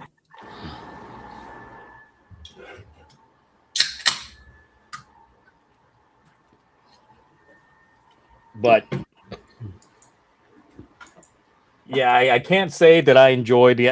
I do have to see how this next episode is going to play things off, but it does feel like a large waste because the thing is, like, I enjoy a show when it has, you know, proper stakes in there, and that's one of the issues that I had with the show to begin with. Is since a lot of it was going on in dreams, it didn't feel like there was a lot of, you know, weight to it. Real world, and even the moments in which like Baku failed in those dreams, which once again that only really happened episode 1, because the next time he failed in a dream, that was also in a dream, so it doesn't count.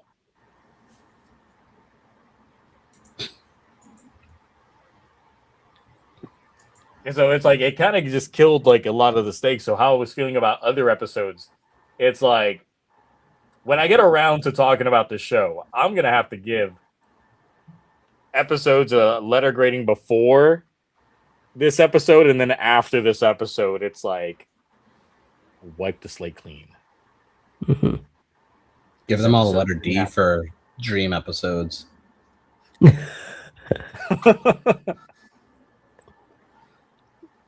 We should just review the entire first half and say this gets a D for dream, or like Mark's a D for dream.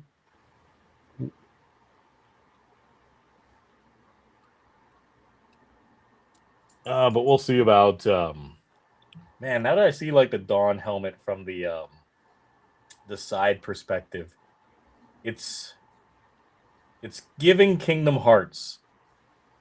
You know the night outfits they have in Birth by Sleep. Yeah. It's giving that, and it makes literally now that I said Birth by Sleep, I'm like, oh fucking shit, it's fucking. It was fucking. I didn't even think about that until I said the fucking name. You did this. It's like, oh, someone was out here trying to be clever. And then it's a fucking Birth by Sleep reference. What is this, some kind of dream drop distance? They're all there. They're all there. All the references. Let's see. Let me see if I can find one of these suits.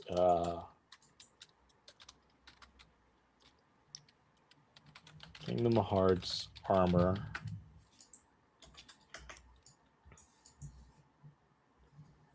It's just like, yeah, it definitely is giving some of that.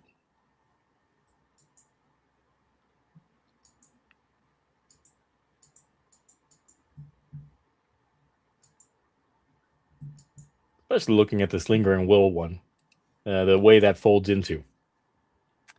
Is Dawn death? Yeah, I mean, it's like, oh, what you died in your sleep, so you should die in real life. It's a manifestation. I don't know. That seems like a cool thought. Any rumors about the final forms or a female writer? I mean, I only look at what the magazine scans show. I haven't been paying attention to what a lot of the rumor mills come from, you know, Twitter and all that shit. Because a lot of times it's just speculation and they don't pan out to be completely correct.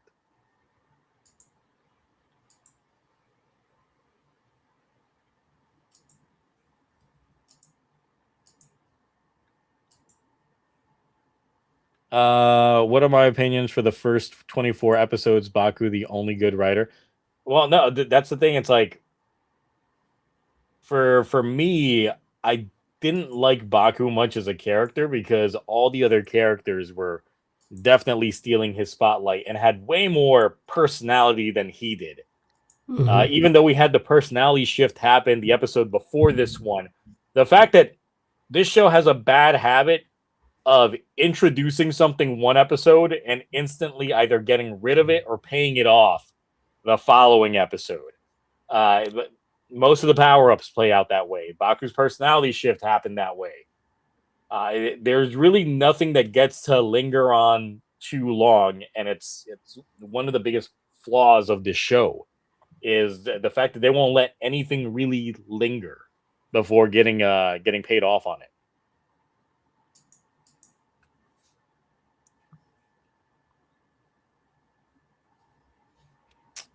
If Non is supposed to be some sort of Reaper, where was he when Baku died a couple of times before? You're talking about pre-show? Because obviously, if it was during the dream sequence, obviously he wouldn't know that he was a thing. But if you're talking about like all the accidents he ran into when he was a kid, maybe that's the thing. Maybe he has been trying to have it out for him since he was a kid. It's like, you're long overdue.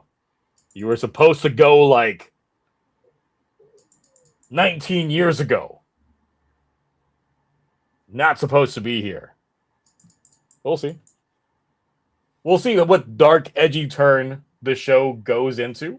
But the question is, will it sell more toys? That's what I'm thinking. I was thinking the exact opposite. What if it doesn't go dark and edgy and it just goes full comedy, where like because he dreamed all this stuff and he knows all these things about everybody, he interacts with them like he's known them the whole time, but their personalities and everything else is complete opposite. So it's just a comedy of him thinking that all these people are his friends and he knows everything about them, but everything is just from his imagination and his dream. So he's completely wrong the whole time. You know, I would actually like that if their personality is completely fabricated. Yeah, it's his dream. They are 180s. Yeah, I think that'd be entertaining. Would it sell like?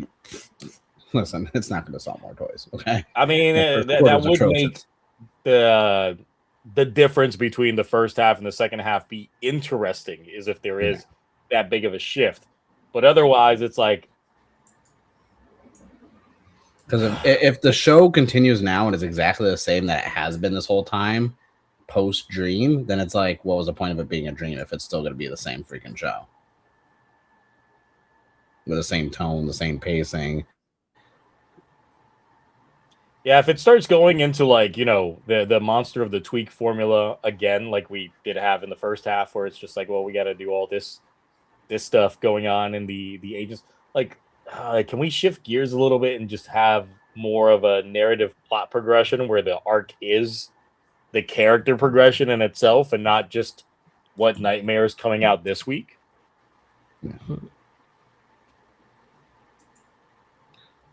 Because, like, if this toys ain't selling, I'm just like, at that point, just go scorched earth. Just make the show however you want. Stop making it be a glorified toy commercial because you know they ain't selling.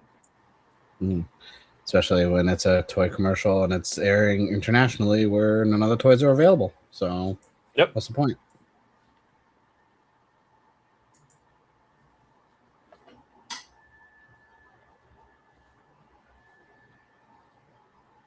What if everything wasn't a dream? All the code agents have their memories and discussing what happened.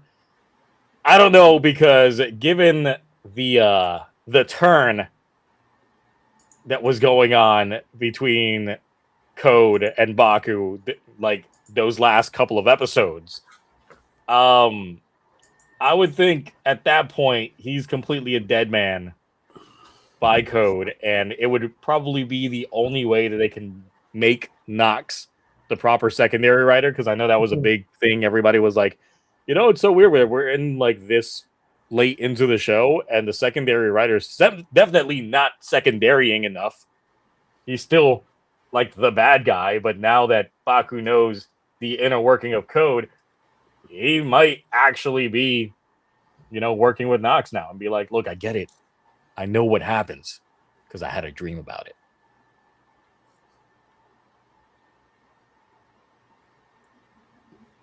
Well, I just thought of the best comedy version of this, where everything he dreamed ends up happening, but it hasn't happened yet. So he's like ending people's sentences for them, and he's like, "I already saw this in my dream, guys."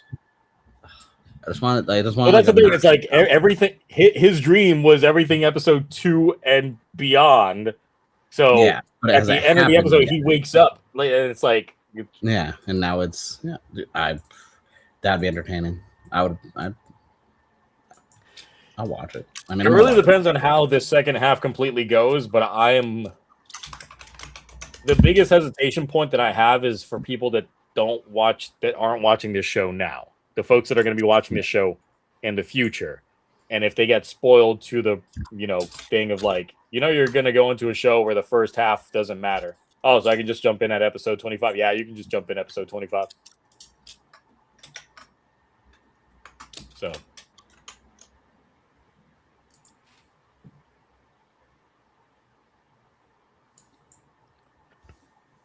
We'll see. I'll definitely be watching tomorrow for me when the new episode drops or when it goes on demand. Just see how it's going to go. Yeah. Oh, what if Nox was actually just the most pure good guy ever and Baku dreamed him as being the most evil man ever for all of the episodes? I mean, real possibility. I mean, the revelation that he was the teacher at his school and kind of groomed him to be an agent also happened within his dream, though. But maybe that was just the dream unlocking a memory. Yeah. What do you mean don't redeem him? If all of his slimy actions just happened within Baku's dream, then they technically never happened. Yeah. So it's like he was never really a dick. He didn't really shoot them. They didn't really die because it was all a dream. Mm-hmm.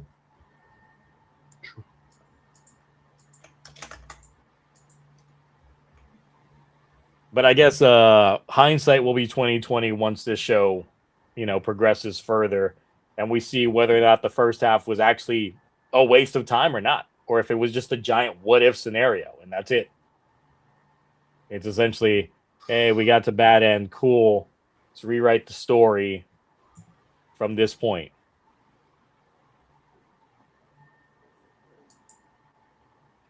But I haven't been diving in on any of the theories going around with it because I normally try to avoid a lot of the spoilers outside of the magazine scans and stuff like that. Though on something that I did get spoiled, that episode 24 is the last time that we're going to see that opening, and the next episode is going to have a brand new opening.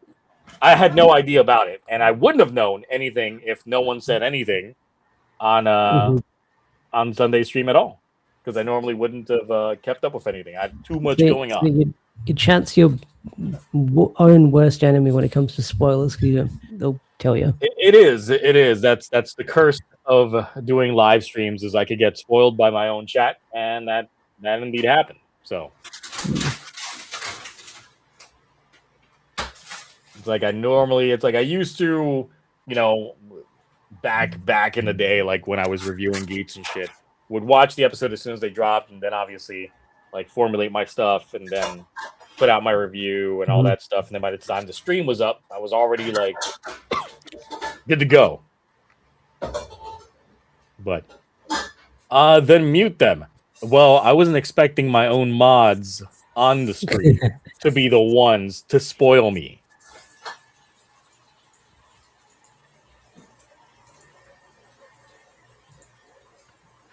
A second opening. How and why would Zeztz get that treatment? I guess because Takahashi wanted to. Mm-hmm.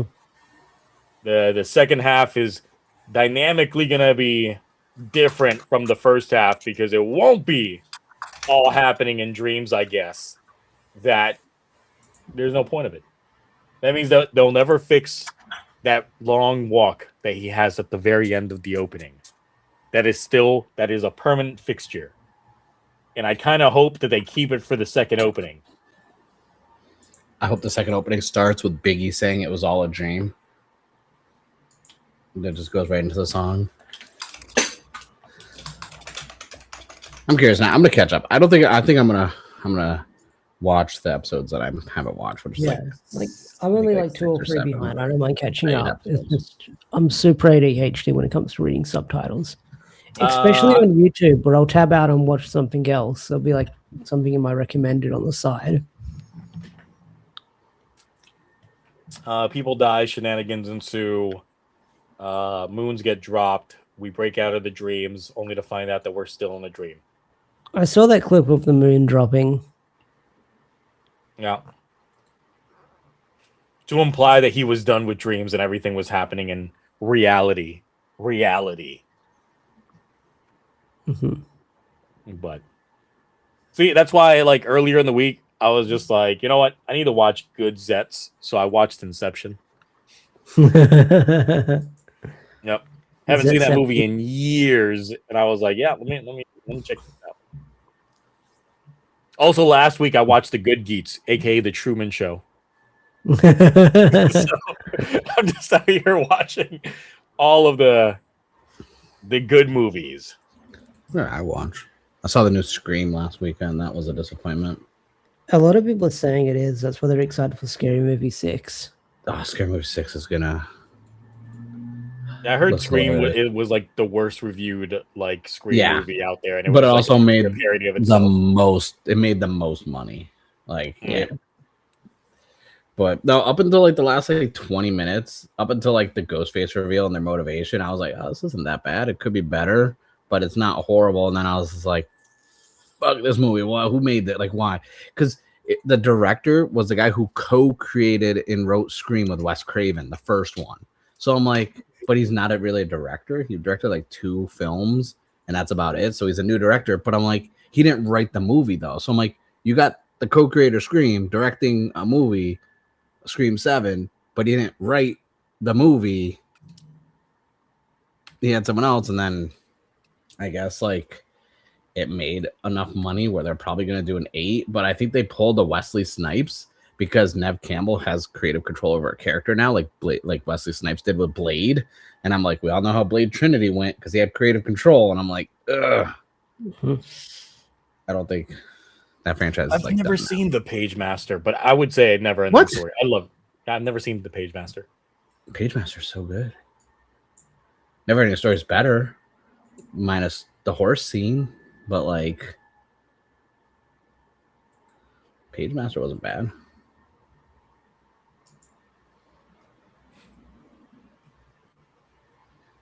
All right, so what else we got? I talked about Zeztz because you guys haven't watched Zeztz, so yeah.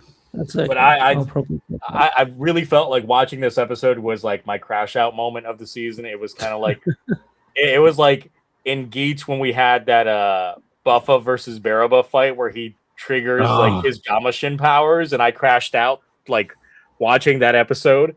Like it's the episode I had to kill off Galaxy Blade to make Geats good because that one, and then like Revice when main character Hikaru became fucking over demons. Hated that shit too. It was like that. It was essentially like that. That was how I felt when I watched this episode. Whoa. But he did the 4 genomics.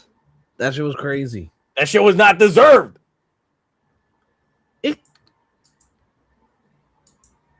Listen. And then afterwards in Revice they decided to start killing off his parents. They were like, oh yeah, we didn't give you backstory, so let's give you a reason why you want to do all this. Yeah, listen, it's better than Dear Gaga. Yes. A lot of things are better than Dear Gaga. Like, I mean, Gotchard isn't, but like it's like, I don't know. That's a tough choice. I would probably watch Dear Gaga over Gotchard because less hours to go through it. Yes. No, it's yeah.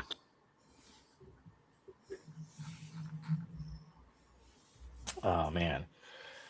So I guess now is our potluck period in which we just talk about random shit.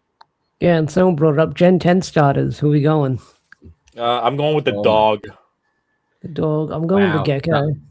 The irony that I just got an email from Disney Plus that said, continue watching Armor Soar, pick up where you left off. Like, and it was an hour ago when they sent the email. I don't know what to pick for the starters. I'm waiting. Listen, that trailer looked good, but I've been duped before, so I'm waiting. I know Pokemon finally looks like a PS3 game. God, finally. It took so long to finally get 2 gens ago. Like, And I say that, but like, I mean, I still bought the Legends ZA DLC. I didn't want to. Did I finish it? Yeah. Did I want to? No. I got Like, the I Z never- DLC and never touched the DLC. I literally threw money into a toilet. it's that and it like that game was mindless fun, but it wasn't a good Pokemon game. It's kind of like with the whole Leaf Green and Fire Red. Like, I'm not getting those. Sorry, Ash. I saw you were playing them recently, but like until home support is there, the fact that I can't like do any evolution trades or anything like that, like no online, like I'm screwed. Yeah, well, the home sport is from home to Fire Red to home.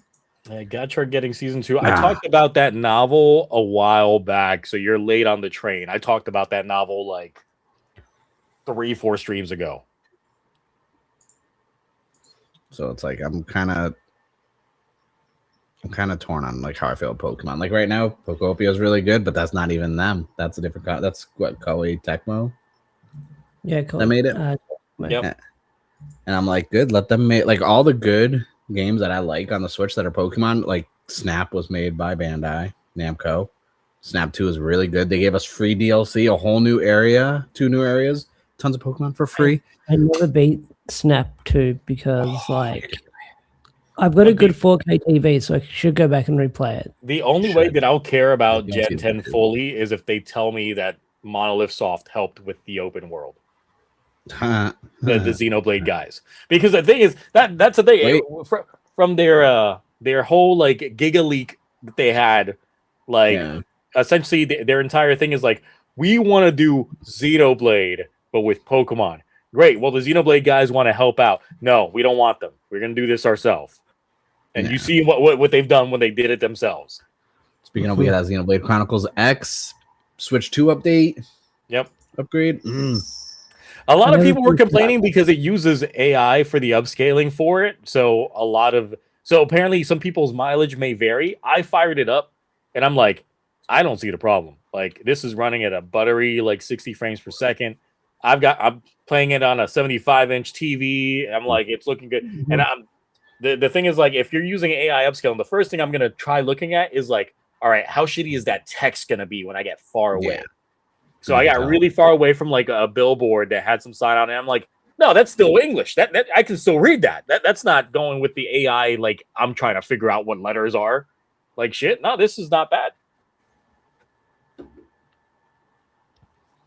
So it's like if you're using AI for the real-time upscaling, but I guess it varies and it runs atrociously in handheld mode, which I don't play a lot of games in handheld mode.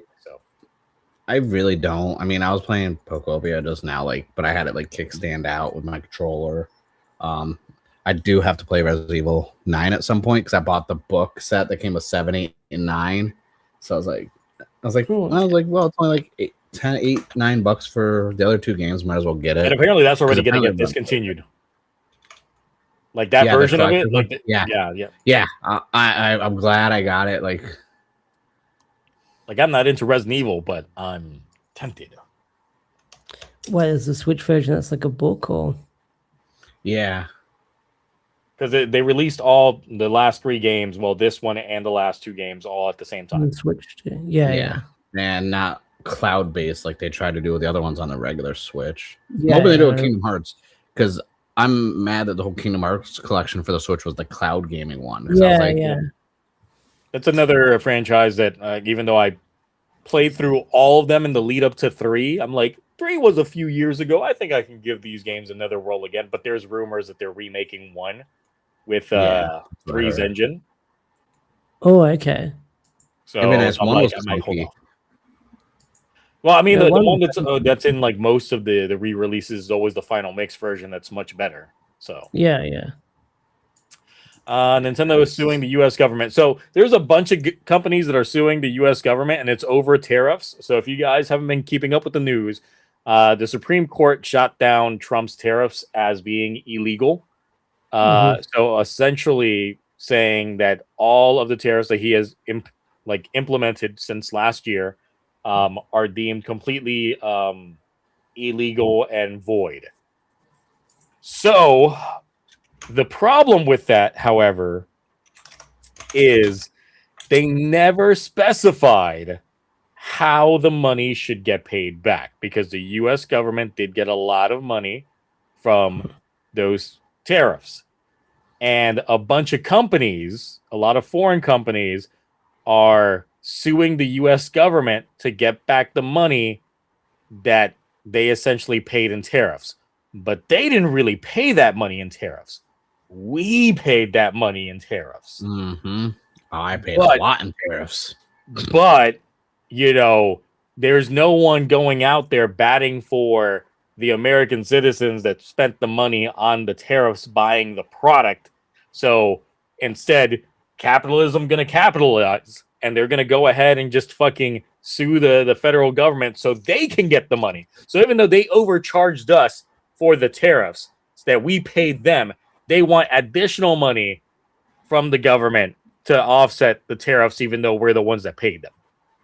So that is the stupidity going on with all that. Mm-hmm. I do regularly keep up with the news. How my TV's currently on the news right now. So I keep up with tariffs because I got hit with. So it happened again with FedEx for Bai when my package hit LA Customs, this and that. They didn't translate the yen to US, and they were like, "It's held until you pay." And I'm like, I had to call them, and they're like, "Well, what's in the box?" I had to explain to them, like, toys. They're like, "What kind of toys?" I'm like, "Well, Power Rangers." Like, yeah, we would not be having this phone call right now.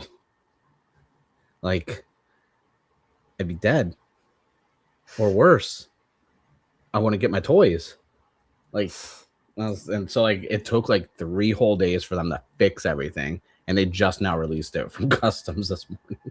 It's been sitting there because they emailed me instead of calling, even though I have my number on file. So I didn't even know. I'm sitting here like, why is it held up for so long? Like, this was supposed to be delivered like 10 days ago. And I already had, and I had to pay freaking tariff fees on it, customs, and it was like another $90 on top of everything. Like at this point, I don't think that tariff money is gonna go anywhere like that. Oh, it's gonna go somewhere, somewhere in the Middle East.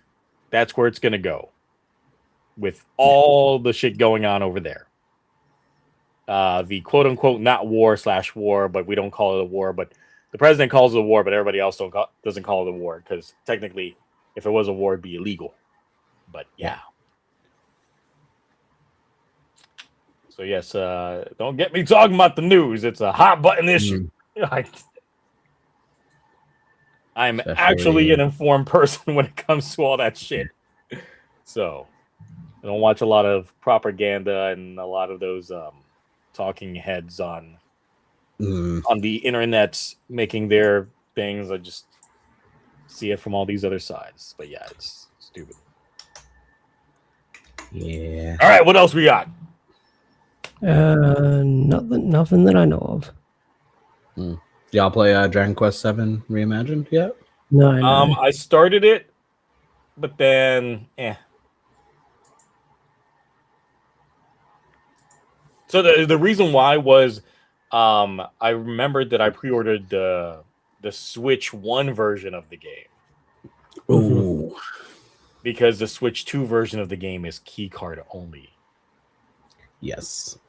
And Square keeps doing that. All their games are on Switch and Switch 2. Switch 1 completely on the cart. All their Switch 2 games are game key cards. All of them have been game key cards. Octopath, game key card. So I got the Switch 1 version for that one as well. So I sadly have still been buying game key cards. I hate the idea of them, but it's better than what happened when I bought W2K25 on the Switch 2, because it was in tiny print. I didn't notice it, and it was a digital game download, not even a game key card. So I got a case with a code in it, and I'm like, we still doing that in 2025? Like that's Switch 2. Switch 2. Oh shit. Yeah, 2020. Well, the new one coming out is game key card, I believe, but the 2025 isn't. And I was so mad. I was like, well, I got a case with a code in it, because I'll buy game key cards. I hate the idea of them, but I'll buy them because at least it's technically still they're a stupid idea, but I like the idea that there's still a game like cartridge. But I have so many Switch 2 games now. I have a big stack. I think already I'm pretty close to having more Switch 2 games than I do Switch games. Yeah, The no, Switch that's gonna take a while for me because I've got well over 50 Switch games in Yeah, I've got a cartridge fair form few only. downstairs. I've got I did buy Saints Row like 2 and I don't know 3 and 4 on the eShop because they were like $2, like for both of them. You know, I got Dragon Quest 3, the HD 2D one. I couldn't get into it. I didn't pick up the other two.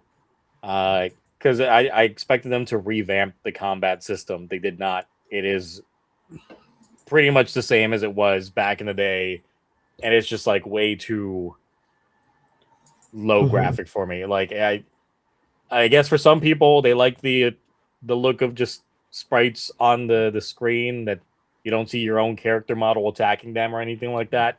They're just there taking the damage. Like, nah. I was like, no, this ain't for me. So I dropped it after putting it. I gave it a fair shake. I gave it like 3 hours of my time, and then I was like, well, that was money spent. Yeah, I finished it yesterday and put a lot of hours into it. I'm mad the one thing they changed and took out of Dragon Quest 7 reimagined from the original was when you change your vocations, your outfit doesn't change that vocation now.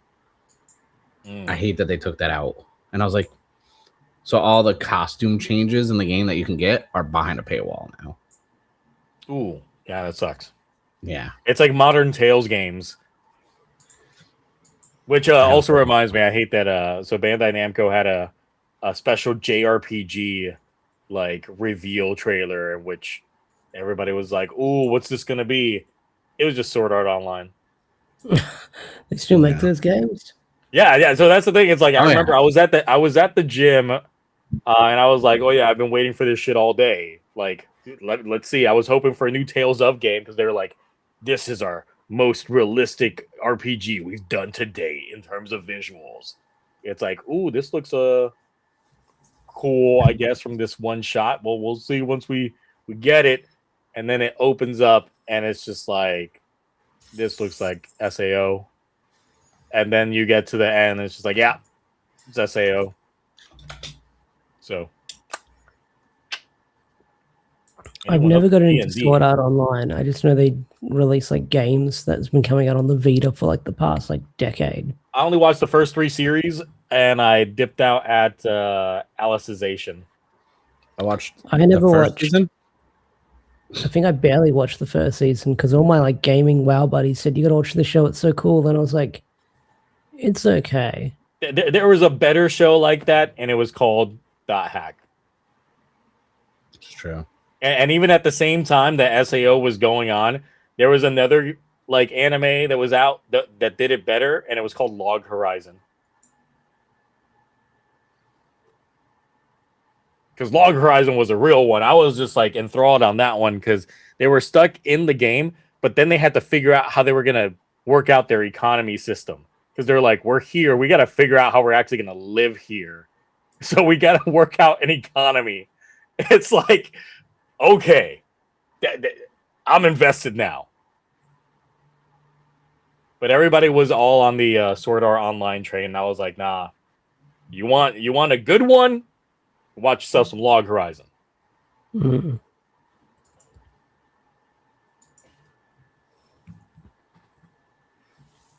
All right. Anything else? I think we covered all the bases. Yeah, I think toys, sales, on Zeztz. Power Rangers is doing nothing. When is Power Rangers ever doing something? Ooh, Massiverse audiobook. Go. Oh yeah, that. Go get it. I have not seen the lipstick ad. Soon. Memorial Tegasword. We talked about it previously, like 2 streams ago. We're not getting it. Once we saw that the Tegasword is literally just the same, just bigger, still lack of articulation, there's no point. You can literally get the STL file for a larger one. I mean, Stigosaurus has printed them, but you can get them now with the like hollowed out where you can put the DX parts inside of it, so it makes sound. Just do that. Save money. Yeah. It'll cost you maybe like $5 or $6. Not even worth the materials to print. Now, if they had released like a die-cast ring set of all the rings, then maybe. They Yeah, did, for the they did one. They Were did they a all collection. die-cast? I thought they were plastic. Yeah. No, I think they did a diecast one, I thought. Let me double check because I've seen this online. I swear I was talking to someone in a different Discord about it the other day. Because they were trying to get every ring released, and I was like, good luck to you. That's a lot of money. The memorial cards, where is it? It would have been sold out a while ago on Toku Collectibles. There's the poster. There's it came out around before, if I remember, around the time of. I haven't checked Toku Collectibles in a while. Let me see if there's any new pre-orders. I do not need the Odo Island monster. I do. Fuck. I'll get that. Okay, where is it? There's the What is Gundam Assemble? Is that the card game? What is that? There's the pin set. I remember that coming out. The $500. Yeah. That looks cool because I think It Takes Two the Toku got it, and it looks pretty good. There's a new Gundam board game coming out. What is this? I want this. Where is this fucking ring set? I know it exists. Oh, it's okay. They're doing basically Warhammer, but Gundam. You get the little models. You got to paint them.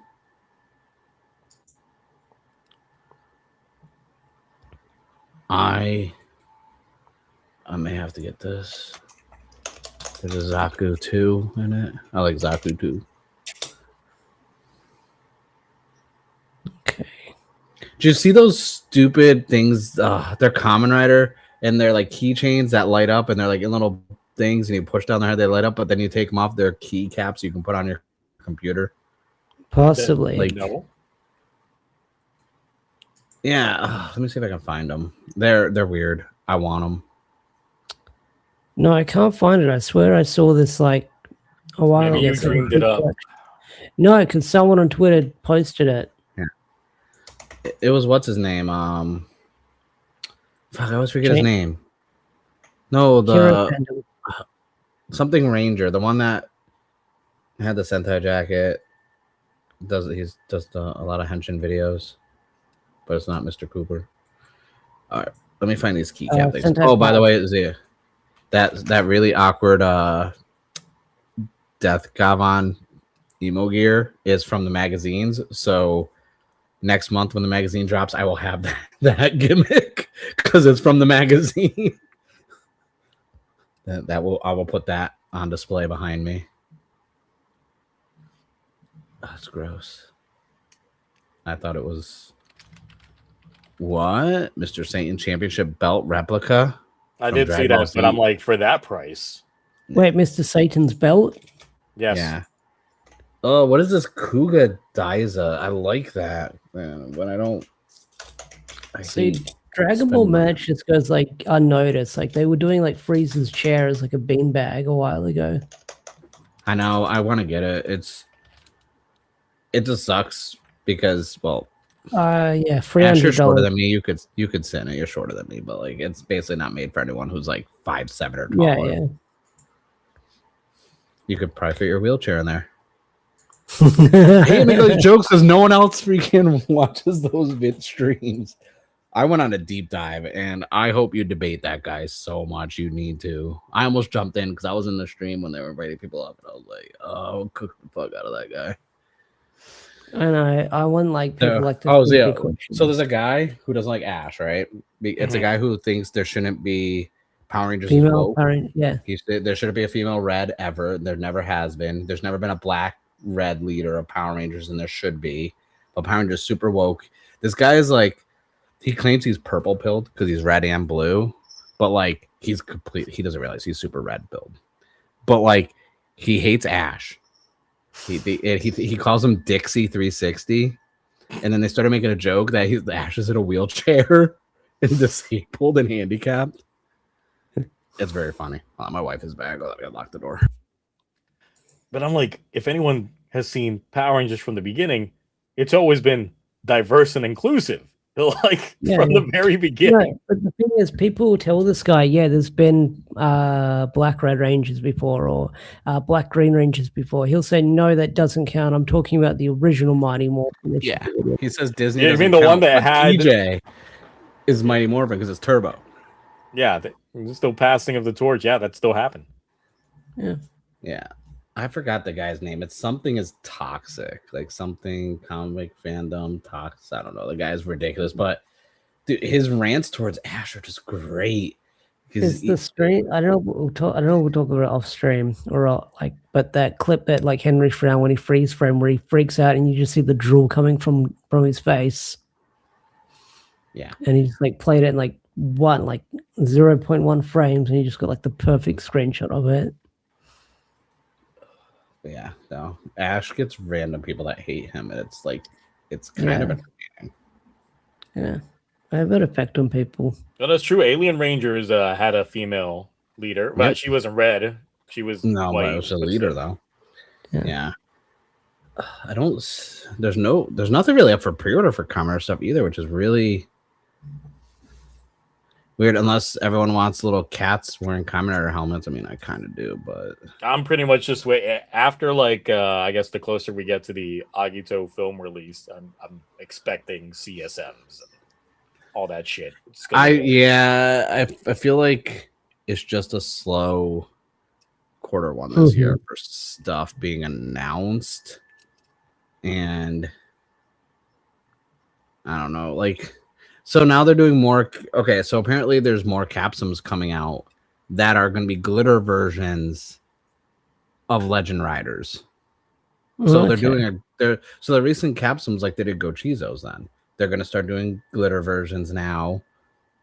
But then where's the lights and sounds ones? They already have some. They're actually already 6 sets in. Like the 6th set is coming out in July, and you nearly said 7. And now show me a cool way to display capsules. I can't because I have them just sitting like this because the way they're too flat on the bottom, and this little like indent thing. I have like too many cameras. It's like they don't stack on top of each other. Like it just doesn't. They don't like once I get the other Sotos built and on display, I'm putting these. I don't even know how to store them because they're just weird shaped.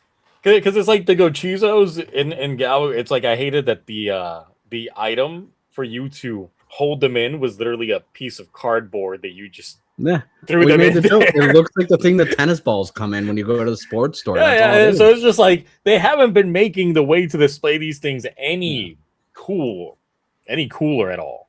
So. I just realized I took my Zeztz belt down, and it's not there because like I was comparing it because I didn't. It's the closest belt I had to compare it to like the Batar belt, and I tried to compare it in my video, and I was like, oh, let me compare it to this because I don't have any other drivers around, and the other one I had was the Gotchard driver, and I didn't want to touch it with my hands, so I was just like, the driver of that belt is just. I don't know how I'm gonna display. Well, so you display all your gimmicks and your belts like differently. I'm trying to figure out if I should display the belt with the figures because they're not gonna fit on that shelf together. I'd have to get like the higher up shelf. So I was like, I don't know how. Like I'm glad that my shelf back there has like a little indent, so that's where I've got the rings, and then the Batar like gimmicks are up there in the middle as well.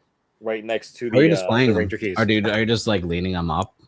It's got enough of a gap that they literally just sit up straight on there.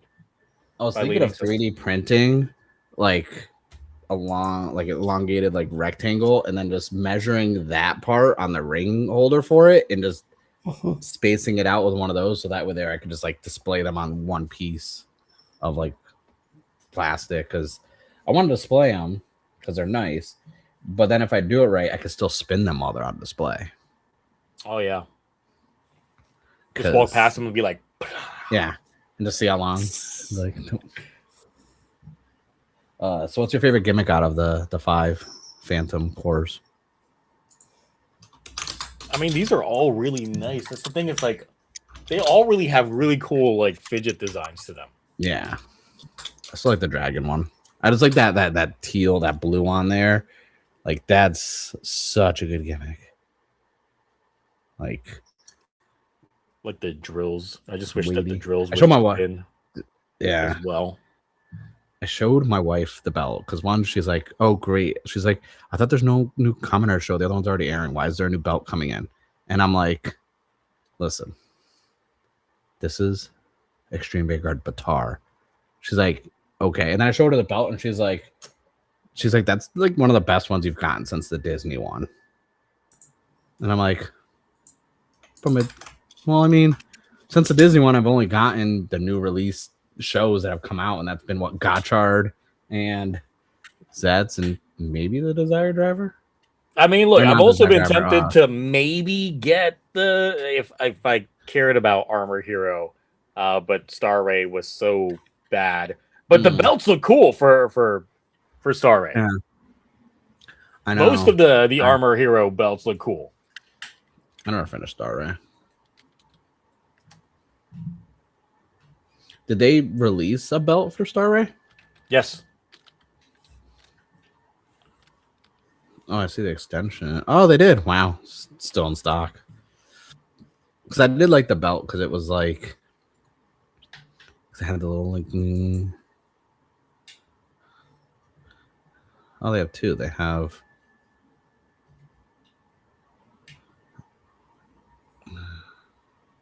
That's actually not that bad. It is $90. Yeah. Well, that's for the Thunder Armor. They have the Blazing Armor is 80.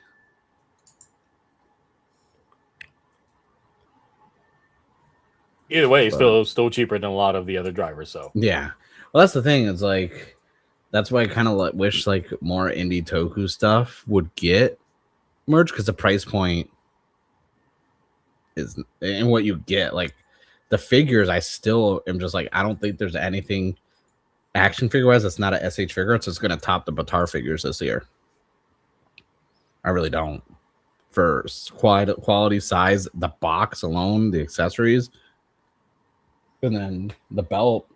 I mean, from a DX standpoint, like you get more with this belt than you do most any other Kamen Rider belt when they come out. The fact that all the gimmicks came with it already. And yeah. Now we just gotta wait for season 2 to see what else they bring out. But I still want that Tamir belt as well. So I feel like you're now gonna like take apart your belt. You're like, now you know the side plate can come off. Yeah. Edison Kelly's got a question for Ash.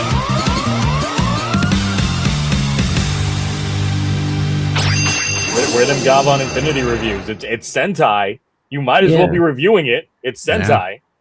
Just don't feel like reviewing it. I mean, you still have only seen episode 1, right? Yeah. Man, that's sad. It's just like, yeah. Brand new show.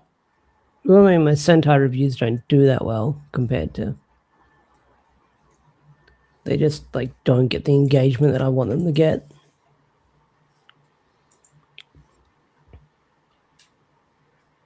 I like Infinity is awesome. I mean, it's 3 episodes in. It's all right. Yeah. I wouldn't say it's anything like I'm enamored by it. There's some other shows that had better like first few episodes.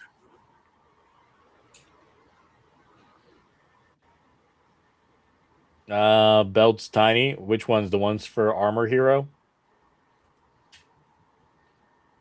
No, someone said, where is it? The Star Ray belt is complicated. It's not. So you take the main gimmick, you slide your card in there, and then just put it in the belt.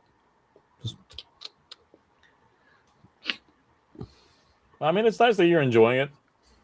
3 episodes in, and you're hooked. That's cool.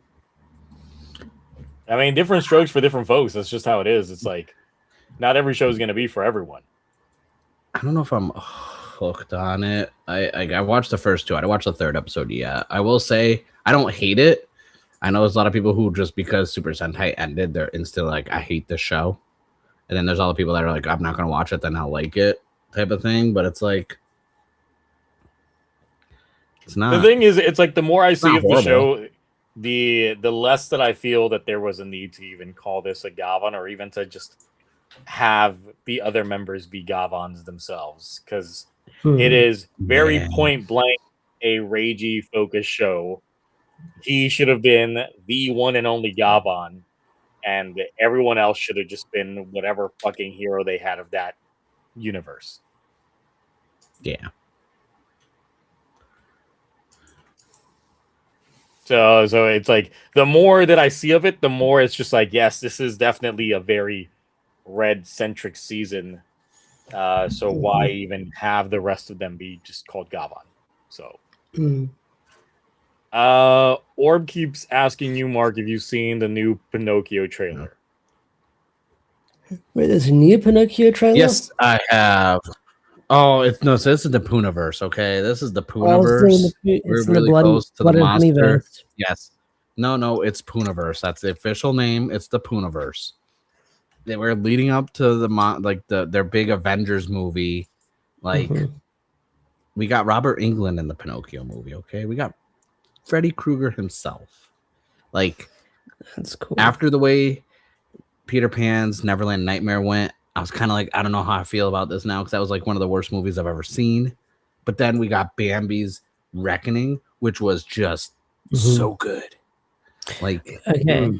No, I was wondering about that. Apparently it's out. Or probably it might be on Amazon. They check a lot of those movies on Amazon. Ooh. I actually imported from Australia because I think Umbrella Entertainment did it. They did a collector's edition. Okay, yeah. Yeah, and they also did one for a movie called Freaked, which is really good from the 90s. Umbrella Entertainment's pretty good. It's like our version of Arrow and Criteria, which I will need to import like the K-pop Demons Hunter version of Criteria. Yeah, in case anyone's wondering, Guillermo del Toro's Frankenstein and K-pop Demon Hunters are being added to the Criterion collection. And I got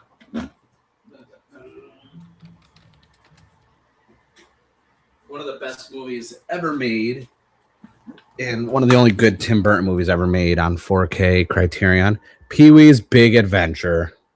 Nice. Peak cinema right there. Especially when he's on top of the table and he's doing the tequila dance. Yeah. Everybody.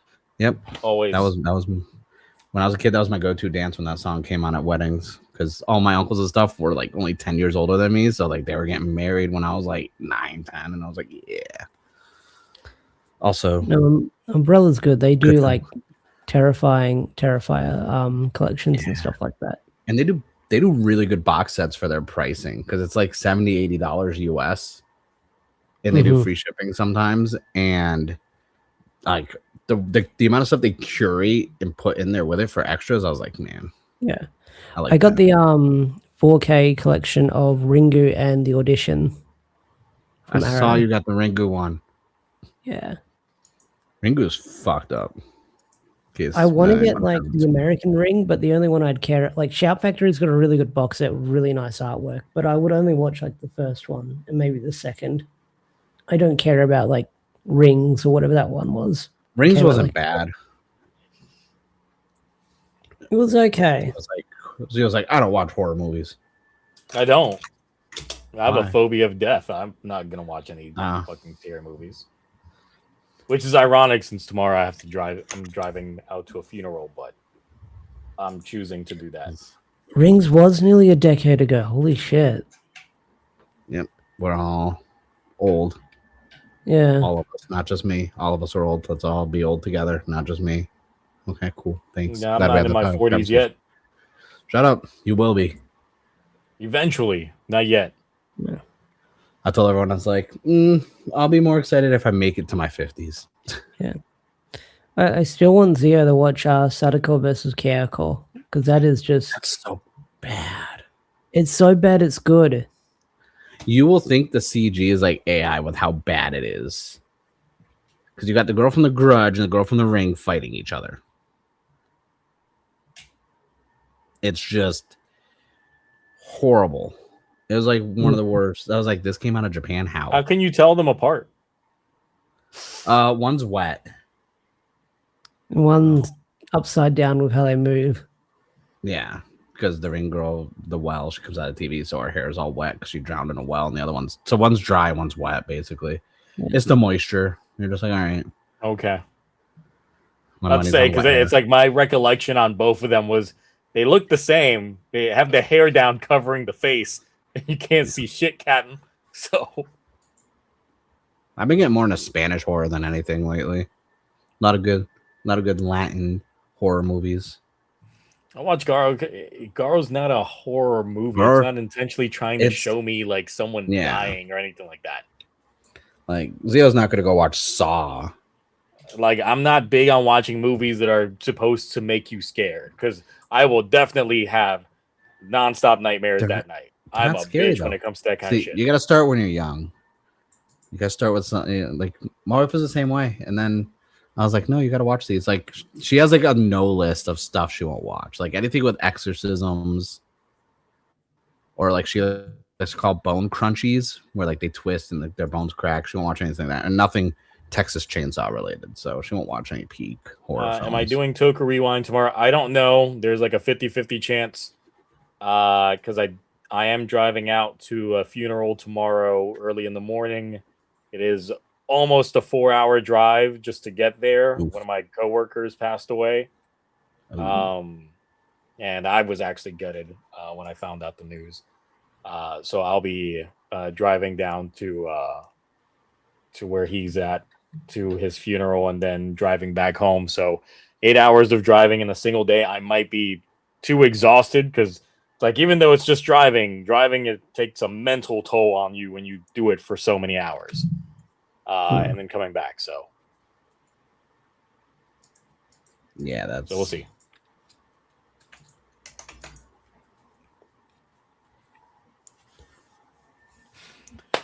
All right, definitely dampened the mood with that.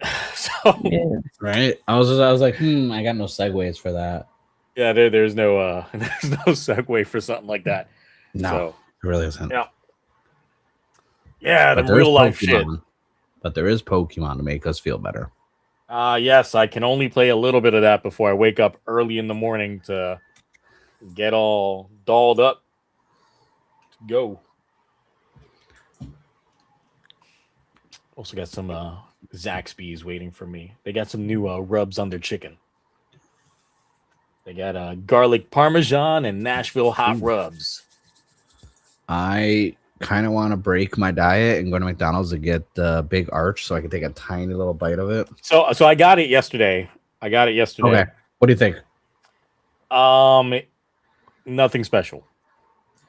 So there's this locale that I like to watch people troll and make videos about called DSP, because he's still around. Mm-hmm. And he decided, his whole thing is he's like healthy now and this and that. And he decided to get the big arch, a Big Mac, and a quarter pounder and compare all three. And I just like when people try and like eat food and talk about it like it's a Michelin star restaurant, like using overly big words about like the notes of sweetness and tanginess. And I watched him eat, and I was just like, I kind of want to try this burger, because he complained there was like too much meat. He's like, there's too much meat for me to put in my mouth. I'm like, so now, like, the thing is, even though I quit keto, I still have some habits that I haven't kicked when it comes to like eating certain foods. So I still will get burgers with no buns. So I did get my big arch with no buns. My wife, I gave it to her with the full bun, so she could have like the new sesame seed experience of the product. She was not wild by it. She was just like, it's just a quarter pounder Big Mac. This is just Big Mac sauce with more mustard, or I forget what was the condiment that she was relating it to. But the thing is, I don't want to hear anything about too much meat, because the way that I ate mine was, so I got 2 chicken patties. I just ordered their spicy chicken sandwich, but only the patties themselves. That's it. Nothing else. And then I used that as my buns for my big arch. So I had 2 pieces of beef in between 2 pieces of chicken and that's That's how like I ate my what big was, arch. what was that? Was that the double down at KFC? Was that what they call it? Where it was like the chicken was the bread? But yeah, you that put was the burger chicken in with the bread, but then it didn't have a burger. It had like two strips of bacon and then cheese in the middle. The upside down. It was Yeah. the Stranger Things one. I don't do keto fully, but I don't eat bread really. So like I still go to like Five Guys In-N-Out, and I'll do like at In-N-Out I get 4x4s protein style. That's it. Extra pickles on the side and onions. And then Five Guys, I'll be like, give me double bacon cheeseburger, lettuce wrapped, grilled jalapenos, triple pickles. I tried to convince them to grill pickles for me, but they said they can't. Although we have since I've been going to the gym every day for like the last, like as soon as I got water back in the house, I've been going to the gym every day. So I'm just like I've been hungrier from all that stuff. So I'm like I need all that meat. Give me all that meat. The sweet meat too. Take that sweet meat. By the gym every day, and I'm like, nope, I'm going to work. You drive by the gym every day. I do. No, actually, I when I go to the gym, I walk to the gym. It's a quarter of a mile from my apartment, so I'm just like, all right, that's cardio. Now the hard part for me. So the gym that I'm going to is located at where the old Best Buy was. And if you know anything about me, I used to work at Best Buy for like 8 years of my life. So that same building is where I spent 8 years of my life working. So when I first joined it, it's just like, do you need a tour of this? It's like, girl, I lived in this building for 8 years. You see where they're lifting weights? That's where the games were. You see the treadmills and this and that. That was where Geek Squad was. I was like, you pull up this carpet. There is a big thing here that we all wrote our names in Sharpie before they put the carpet over it back in the day. So it's like, yeah. Well, yeah, definitely been hitting that gym life. Because after the TokuTonic, like when I was editing my TokuTonic video ages ago, I was just like, put on some weight. I'm about to have a second kid. I'm going to the gym. A lot of running. Oh no, I typically start my day always doing like about 40 minutes on the treadmill, and then I get to all the weights. Yeah, I got I want to get this. I'm going to get rid of this desk and give it to my wife for her corner stuff because she's been doing a lot of whatnot streams and that. So I'm trying to set her up a little corner, and I want to get the electric raising desk. So because I have one of those like standing treadmills. Aren't you trying to get a house? Yes, I am. But until I'm done, my accountant's done doing his job, which is my taxes, and hopefully I don't have to pay anything. This market right now is so horrible, and I have to make a decision by May because that's when our lease is up, and I might extend it a year because right now the market's trash out here, and they keep building like condos in townhouses that are like not worth the price. Like they built one near me, and I was like, oh, I went and did a tour. I was like, they looked really cool, and then like the price point was like $744,000, and I was like, this is a 2-bedroom on 3 floors. But you have them all stacked on top of each other. So it's 6 floors for 2 different. I was like, no, not for this price. Like, I can't. I was like, but if I do take an opportunity with my work to go to a different location, I will move out of state, but not far from where I am now. And I'll be in Arizona, and I could easily get a house there. So I don't know. Need a house, which is why I've cut back on Toku stuff, even though I bought more Toku stuff. There's already a comma in my Toku debt already, and it's fucking March. I told you the ghost helmet was talking to me like the Green Goblin helmet in Spider-Man. It's like, why aren't you spending more money? You lost. We don't lose. I'm like, I'm sorry. What should I do? It's like you got to spend way more than $6,000 this year. The helmet told me to spend 10. I swear, if I see a Toku that was someone with 10, oh my god, I'll just feel better about myself. What if I do drop 10? That'd be freaking hilarious. I'll retire. I'll never do one again if I hit 10. It's like what people don't understand is like the real winners of Toku debt is like the person's like, I spent $49 on this one thing. That's all. That's it. And I'm like, hope you like the video. I bought a used Honda Civic worth of Toku stuff last year. It's like, yeah, I bought this giant U-Haul to hold all the Toku shit I bought this year. Yeah. Luckily, the stuff I've been buying isn't taking up a lot of space because it's all SMPs. It's just how expensive they are. Because I went back, like, just from all the Magi Ranger ones alone. So I got Magi King, Wool Kaiser, Old Kaiser. So those three alone, that was almost 600 right there. About 5 something. Because 2 of them are premium Bandai, 1 wasn't. Then from a Time Robo standpoint, Time Robo and Time Shadow, 1 was premium Bandai, 1 wasn't. Those combined was about just under 300. Then I ended up getting the clear color Daizusion, Battle Caesar, and the Titanus. All 3 of those clear color. That combined altogether was almost a little bit over 400. Then the Daimugen, which I bought in December but arrived in January, that was 200. So just on those alone, yeah, that's not including the Batar belt. The Toku. I mean, the Batar belt, like chump change. So. I need that. Yeah, no, compared to those, yeah, it was like $80, $90. So I'm already at like 12 or 1300, and it's March. It's like 4 days into March. So I'm like, yeah, might as well just not have anyone buy stuff this year because I'm buying it all because we're getting VR Robo. Then the VREX is 200. VRV, hopefully that's not more than 125. I hope, because I think Time Robo, the RV Robo is only gonna be like 75, so that's not bad. That's a good price point. I also did pre-order the mini plow stuff for Gavon, so that's another like 60, 70 right there, and those are coming out like this month. So I was like, yeah, no, I'm gonna be at like 2K by May. I'll probably be over 2K already, just on what I pre-ordered. That's not if I see anything along the way. Oh, and then the upgrade, the wild form CSM weapons for Chalice are coming out. Pre-ordered those.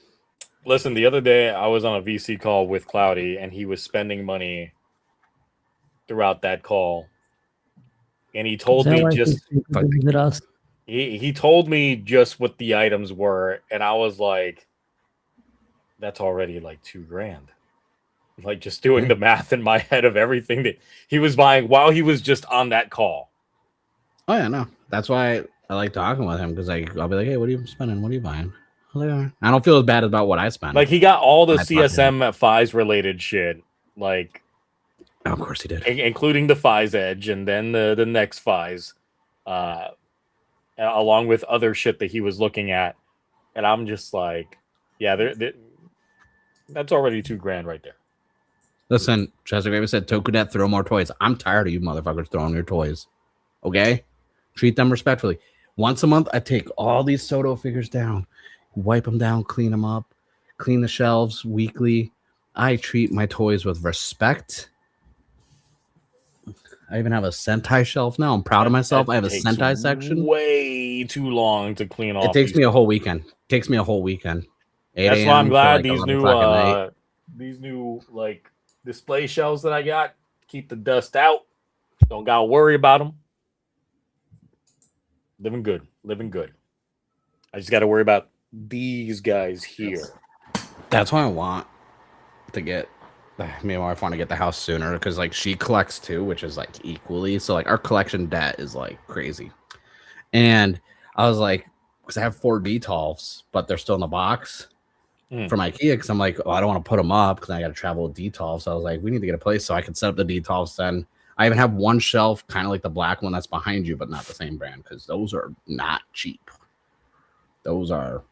And I was like, once I get all this stuff set up, then I don't have to worry about that because they'll be in glass and they won't get dusty and dirty. I don't have to dust and clean.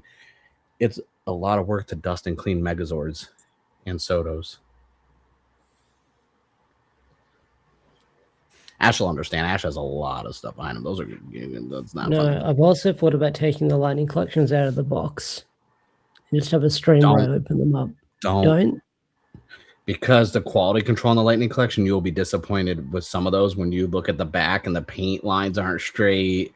Like notoriously, the MMPR red, the paint on that was horrible. Like yeah, no, I'm aware of. To look good. I'm aware of MMPR red. Like they can never get the helmet right, like the silver line on the visor. Yeah, it does remind me. There was a pop Fuck. that I saw the other day that I was tempted to buy. I haven't bought it, but I was tempted. And it was the Dragon Zord one that has the mini. Yeah, that Green opens. Ranger. Yeah. Because I was at Walmart the other day and I saw it and I was like, "What? You know, this actually looks kind of cool." They're neat. I had the Megazord one. I haven't seen the Dragon Zord in stores yet. I think they have a. Did they release a Tiger Zord one? Nah, I wouldn't know. I know they have because I know they released the bigger size Funko that was like Dragon Zord, Megazord, Titanus combined. I know they have the regular Tiger Zord. I think. I don't know if it was. I like the little one where like it opens up. The Megazord one's neat. I kind of want the Dragon Zord. I don't fuck with Funko Pops though. Like, see, I don't care about Funko Pops unless they don't look like Funko Pops. Then I am like, you know what, this is pretty cool when it doesn't look like a Funko Pop.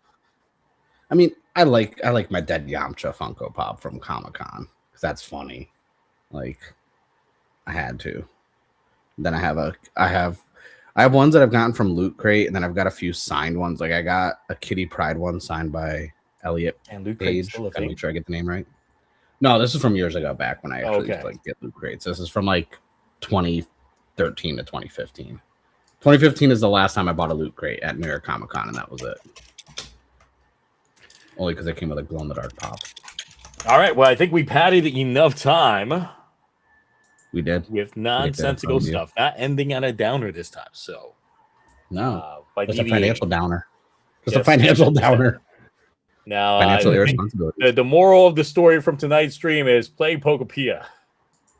Yeah, Pokopia. Watch Die Ranger because my Die Ranger shelf always appeals to me when I look at it.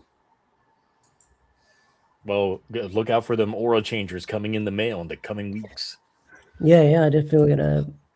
Because I've got a feeling it won't feel right if we don't start a stream by just. I think I missed the tokullectible pre-order. I had to go through a different route to get it, so I will be. I might get mine before then because I'm getting it right from Japan, so mine might get here beforehand. So I'm not sure.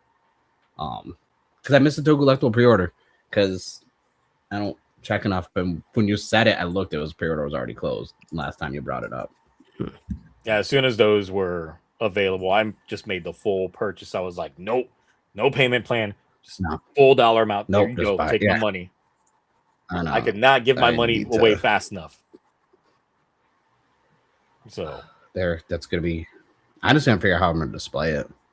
So far, this year has been pretty good on toys. I don't have the regret purchases this year like I had the last couple years. So. My regret purchases aren't Toku related right now. But so I'm kind of happy. Like I've been more strict. That's probably because I haven't bought any Kamen Rider stuff. That's why I'm not disappointed. I've never been disappointed with any of my Super Sentai purchases. Except for that one mini plot Boon Robo where the arm kept falling off. But I glued it, so it's fine. All right. Well, I guess that's it. Ash, you got anything to promote before we go? No, not really. I mean, I've got my comic review out. I'm not reviewing Gabon, so I'm just waiting for Prime to end and whatever other comic news comes out. But also go buy the audiobook for Radiant Black Volume 1. If you're not a comic guy, then maybe you can listen to the audiobook because it's really well done. Kyle put a lot of work into that. Now, Ash, I just need you to watch Armor Source so then you can actually talk about something. So I might do that. I might actually watch Armor Source. I'm gonna finish that. I don't buy the toys so I can do toy videos. It's only 12 episodes, so 12 episodes for a 30-minute show isn't too much of a commitment. I mean, the first episode's longer than that. It's technically 2 episodes in one, but all the rest of them are 22 minutes long. So yeah. And the pacing, it flows good. It's not a bad. It's fun watching. Even their episodic episodes aren't that bad, and there was only like 2 of them. It's like the character focused episodes. So, because I was gonna review it weekly when it was coming out, but like I said, it was streaming on like actual TV, so I couldn't watch that in Australia unless I pirated it. But apparently, Monarch season 2 is out as well, so I need to watch that. Yeah, I haven't gotten I haven't taken those out for a I watched download. the first episode, so it's pretty good. So I don't have Apple Plus. I don't do any of that other streaming services, so I No, will I don't acquire have- it by my own means. No, I did the same thing for season 1. I had to acquire it my own way. When I upgraded my iPhone, they gave me like Apple TV Plus for like a year or something. So I was like, all right, I'll take it. How much have you used it? Actually, there's a lot of good shows on there, like Mythic Quest, and which is like this RPG development like company. It kind of reminds me of that one show that was popular with all the kids that were playing MMO, but it has the guy from It's Always Sunny in it, and then Monarch's on Which there. guy from Always Sunny? There's a couple of guys from Always Sunny. The dude, that one dude, Okay. the one that was fat at one point and pretended not to be fat. Oh, okay. Yeah, hold on. He legit got that the entire season.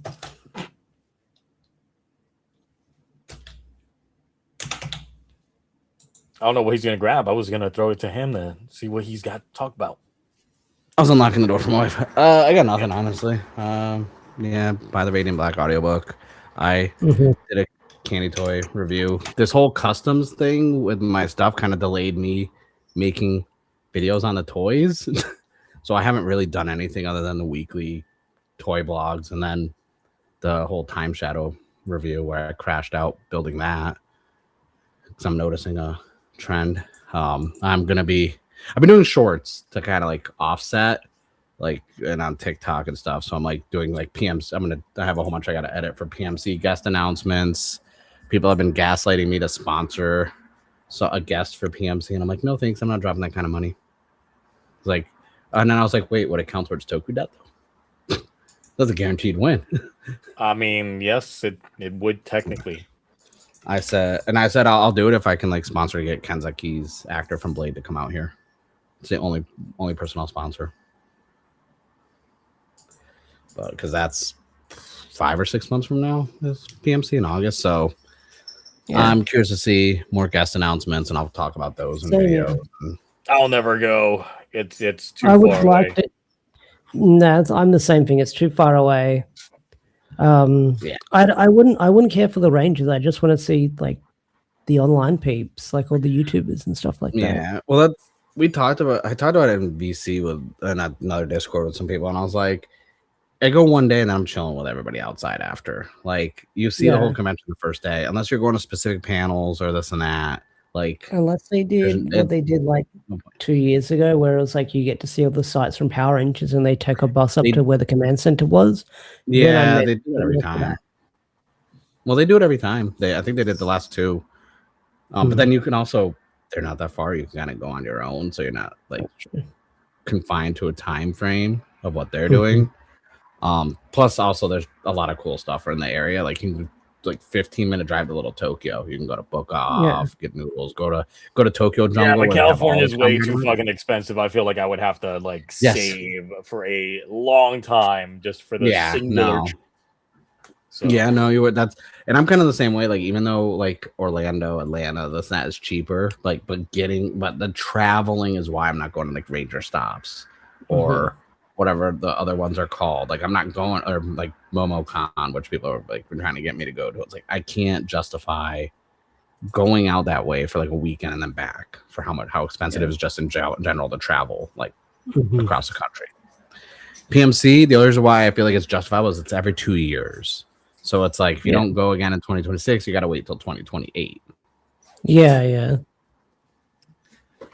Yeah, but it's justifiable for you because you live in California. So yeah, no, I'm saying like that's why I'm like I'm okay. I mean, if I lived in California, there wouldn't be any issues. But dude, it's like an hour and 15 minute drive. Like, all right, I don't want to make the drive. Like even last time, I'm just hoping there's no fires because last time PMC was going on, I couldn't go because there was wildfires between me and Pasadena, so I couldn't go the first day. So I was like, well, there's fires outside. I can see the smoke. I'm not driving in case the fires get closer. Oh, yeah, I remember that. Yeah. So it's like, I'm just covering like guest announcements. I'm curious if we're going to get like I feel like we're gonna get a lot of the repeat ones we've gotten before, but I'm kind of hoping, like, because I don't think there's a Japan World Heroes this year, that we kind of get some non Sentai too. Maybe throw like an Ultraman actor in there or something, like some more common repeat. Like, I mean, They're getting Ninja Black, which is cool. yeah. PMC. I just want for like shows that I know, and I wouldn't mind if we got like newer Sentai show actors on there. Yeah. So I get the I mean, legacy sometimes ones that- and this and that. I know. More With recent. newer. Sorry, not newer. There is no newer. they There is no smuggle newer. Maya? More recent. They smuggle Maya into the country. I mean, it's I not don't like know this how is that's gonna Japan, so Yeah. Yeah, I know, but I mean, like, would they allow her to be a guest even though she was cut from the show? probably not. It'd probably be like we've got redacted as guest. Yeah. Yeah. You It's can't bring in blurred-faced. any Goes Youre merch. It's got to be completely just a black bar. Like just I was gonna make the joke. It's like that. What's that thing where like in dreams you can't see your reflection, so your face is always distorted? It's just photos of her, but the face is distorted on her banner. This and that. It's like formerly known as Gozu, and it just cuts off the rest of the name. So it's like, who? But yeah, that's it. I'll just bring an empty bottle of Jack for her to sign.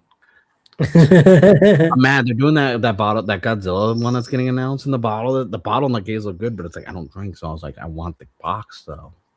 I don't know if you saw that. There's Listen. also like Sentai whiskey that they did. Maybe. All right, cool. Well, no one's got anything. I don't have anything. Wait. I think we're Where's your videos, Theo? April 1st. Okay. Are you gonna do? Because like I'm trying to. I'm not even trying to make a joke. I'm trying to think what the last like review you did was. Because I know you did. Been a the while. Dead. It was technically, I think was it the You never finished Gav. You never did Gav. I didn't finish that one. No. That one I'm still in the process of rewriting it because since technically the show was over, we watched the movie, which I loved. We watched the 2 post-series things that came out, which boy, do I have opinions on those. So I would actually be able to tackle everything that the show has brought out afterwards within that review. So I did have to do some rewriting for that portion. I did end up changing while I'm still in the process of rewriting the script for the Toku Awards because I decided that I'm not gonna be in it. I'm not gonna be in it at all. I'm not. I know where to go with this. Yes. I know how you make content, so I know this is going to be an extra 9 to 10 days of filming. Yeah. And suit changes. So it'll be a Toku Awards featuring not me. No. So that'll be a thing. That'll be a thing completely. And then Goes Youre, obviously there's that big can of worms review. So SPD Double was always going to be in the Toku Awards. Already had his costume and everything already got. All that's there. Then I thought of some additional so SPD Double was always going to be the co-host. But then it was supposed to be me and him, but because of shenanigans, I decided no. Yeah, I think it would be funnier if I'm not in it. So gotta throw that in there. So yeah, we'll see. We'll see when that gets. Haven't been on the motivation train in terms of working on content because honestly, like you guys know the amount of effort that I put into my videos when I put out videos, but then like they barely break like 1,000 views, if that. That's not 1,000. But even then, it's like the amount of hours that go into it only to get like 1,000 or so views.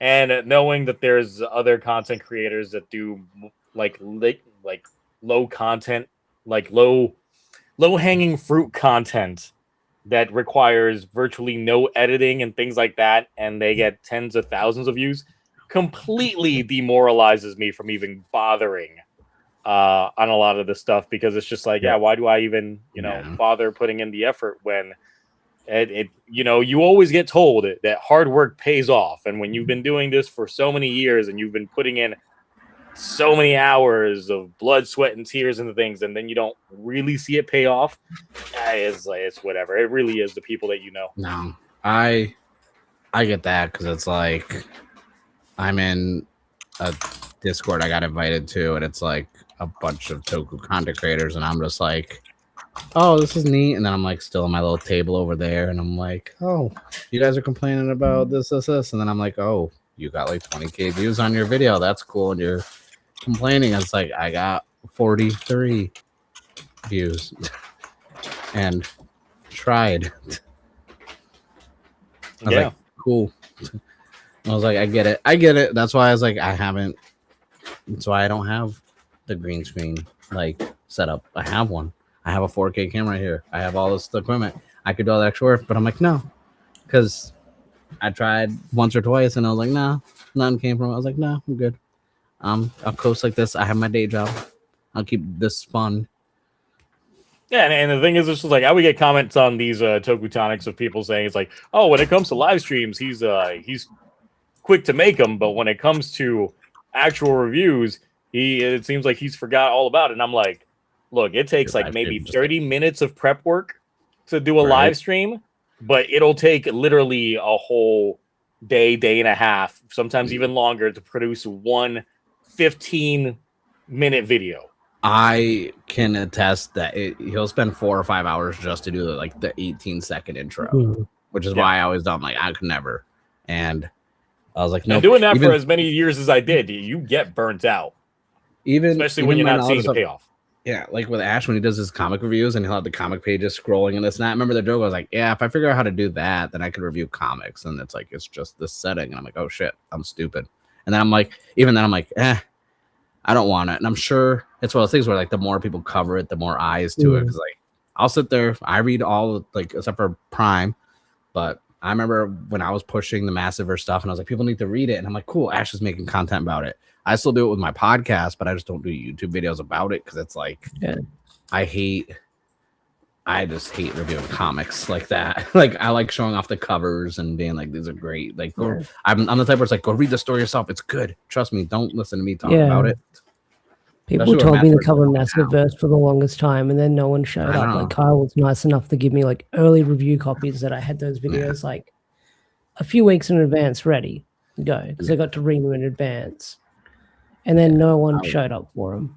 I even tried. It's tough for how popular of a comic it is. It's just more people engage with it on social media and like Instagram than they do on YouTube for it.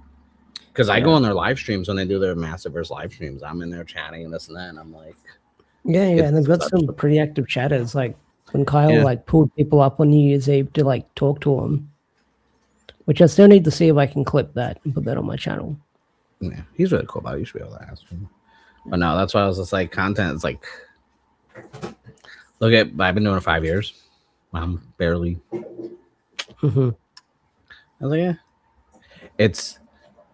we're also in a niche topic. That's why I was hoping with Zeztz and Commenter being on the West, like, oh, cool, we're all gonna like more eyes on people looking up Commenter stuff. No. The thing is, like, we are in a niche thing, but I feel like the majority of like the bigger content creators have their followings from social media and things like that. And then for those of us that aren't like big in the social media and stuff like that, it's like we kind of have to work on our own shit unless we manage to get like mentioned by other folks. But it's just like, it's whatever. It's fine. Yeah. I'm waiting for that Dixie 360 shout out in a video. Once Dixie 360 shouts us out, we're all good. Yeah, maybe. Like I was surprised 2 weeks ago when I got YouTube paid. I was like, the fuck you mean I got YouTube paid? Dude, I forget sometimes, and it happened. Like I got one recently, and I was like, and then I got my edible sponsorship payout too, and I was like, I forgot I was sponsored.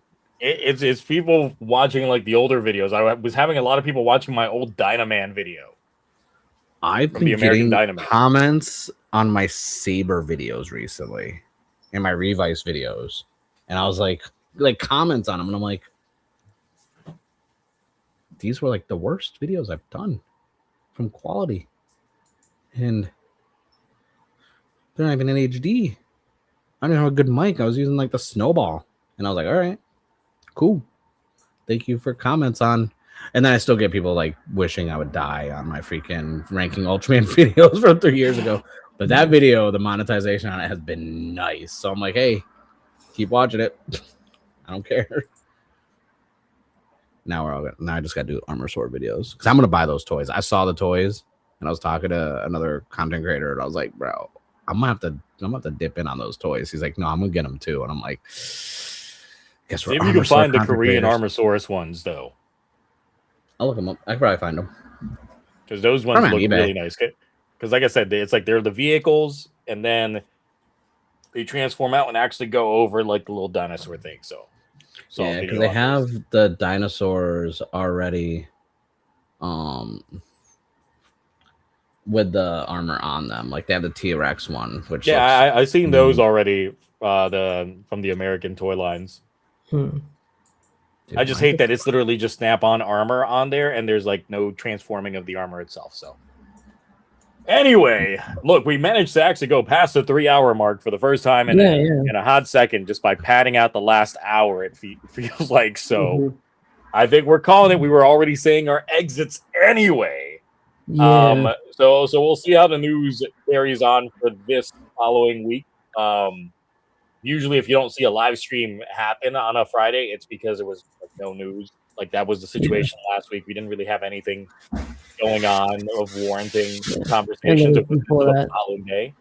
So usually it'll be that in terms of why we don't have a live stream. But otherwise, if there is news to really talk about that we can dive into, then usually it will still go on during this time period. Is this weekend when daylight savings times hit?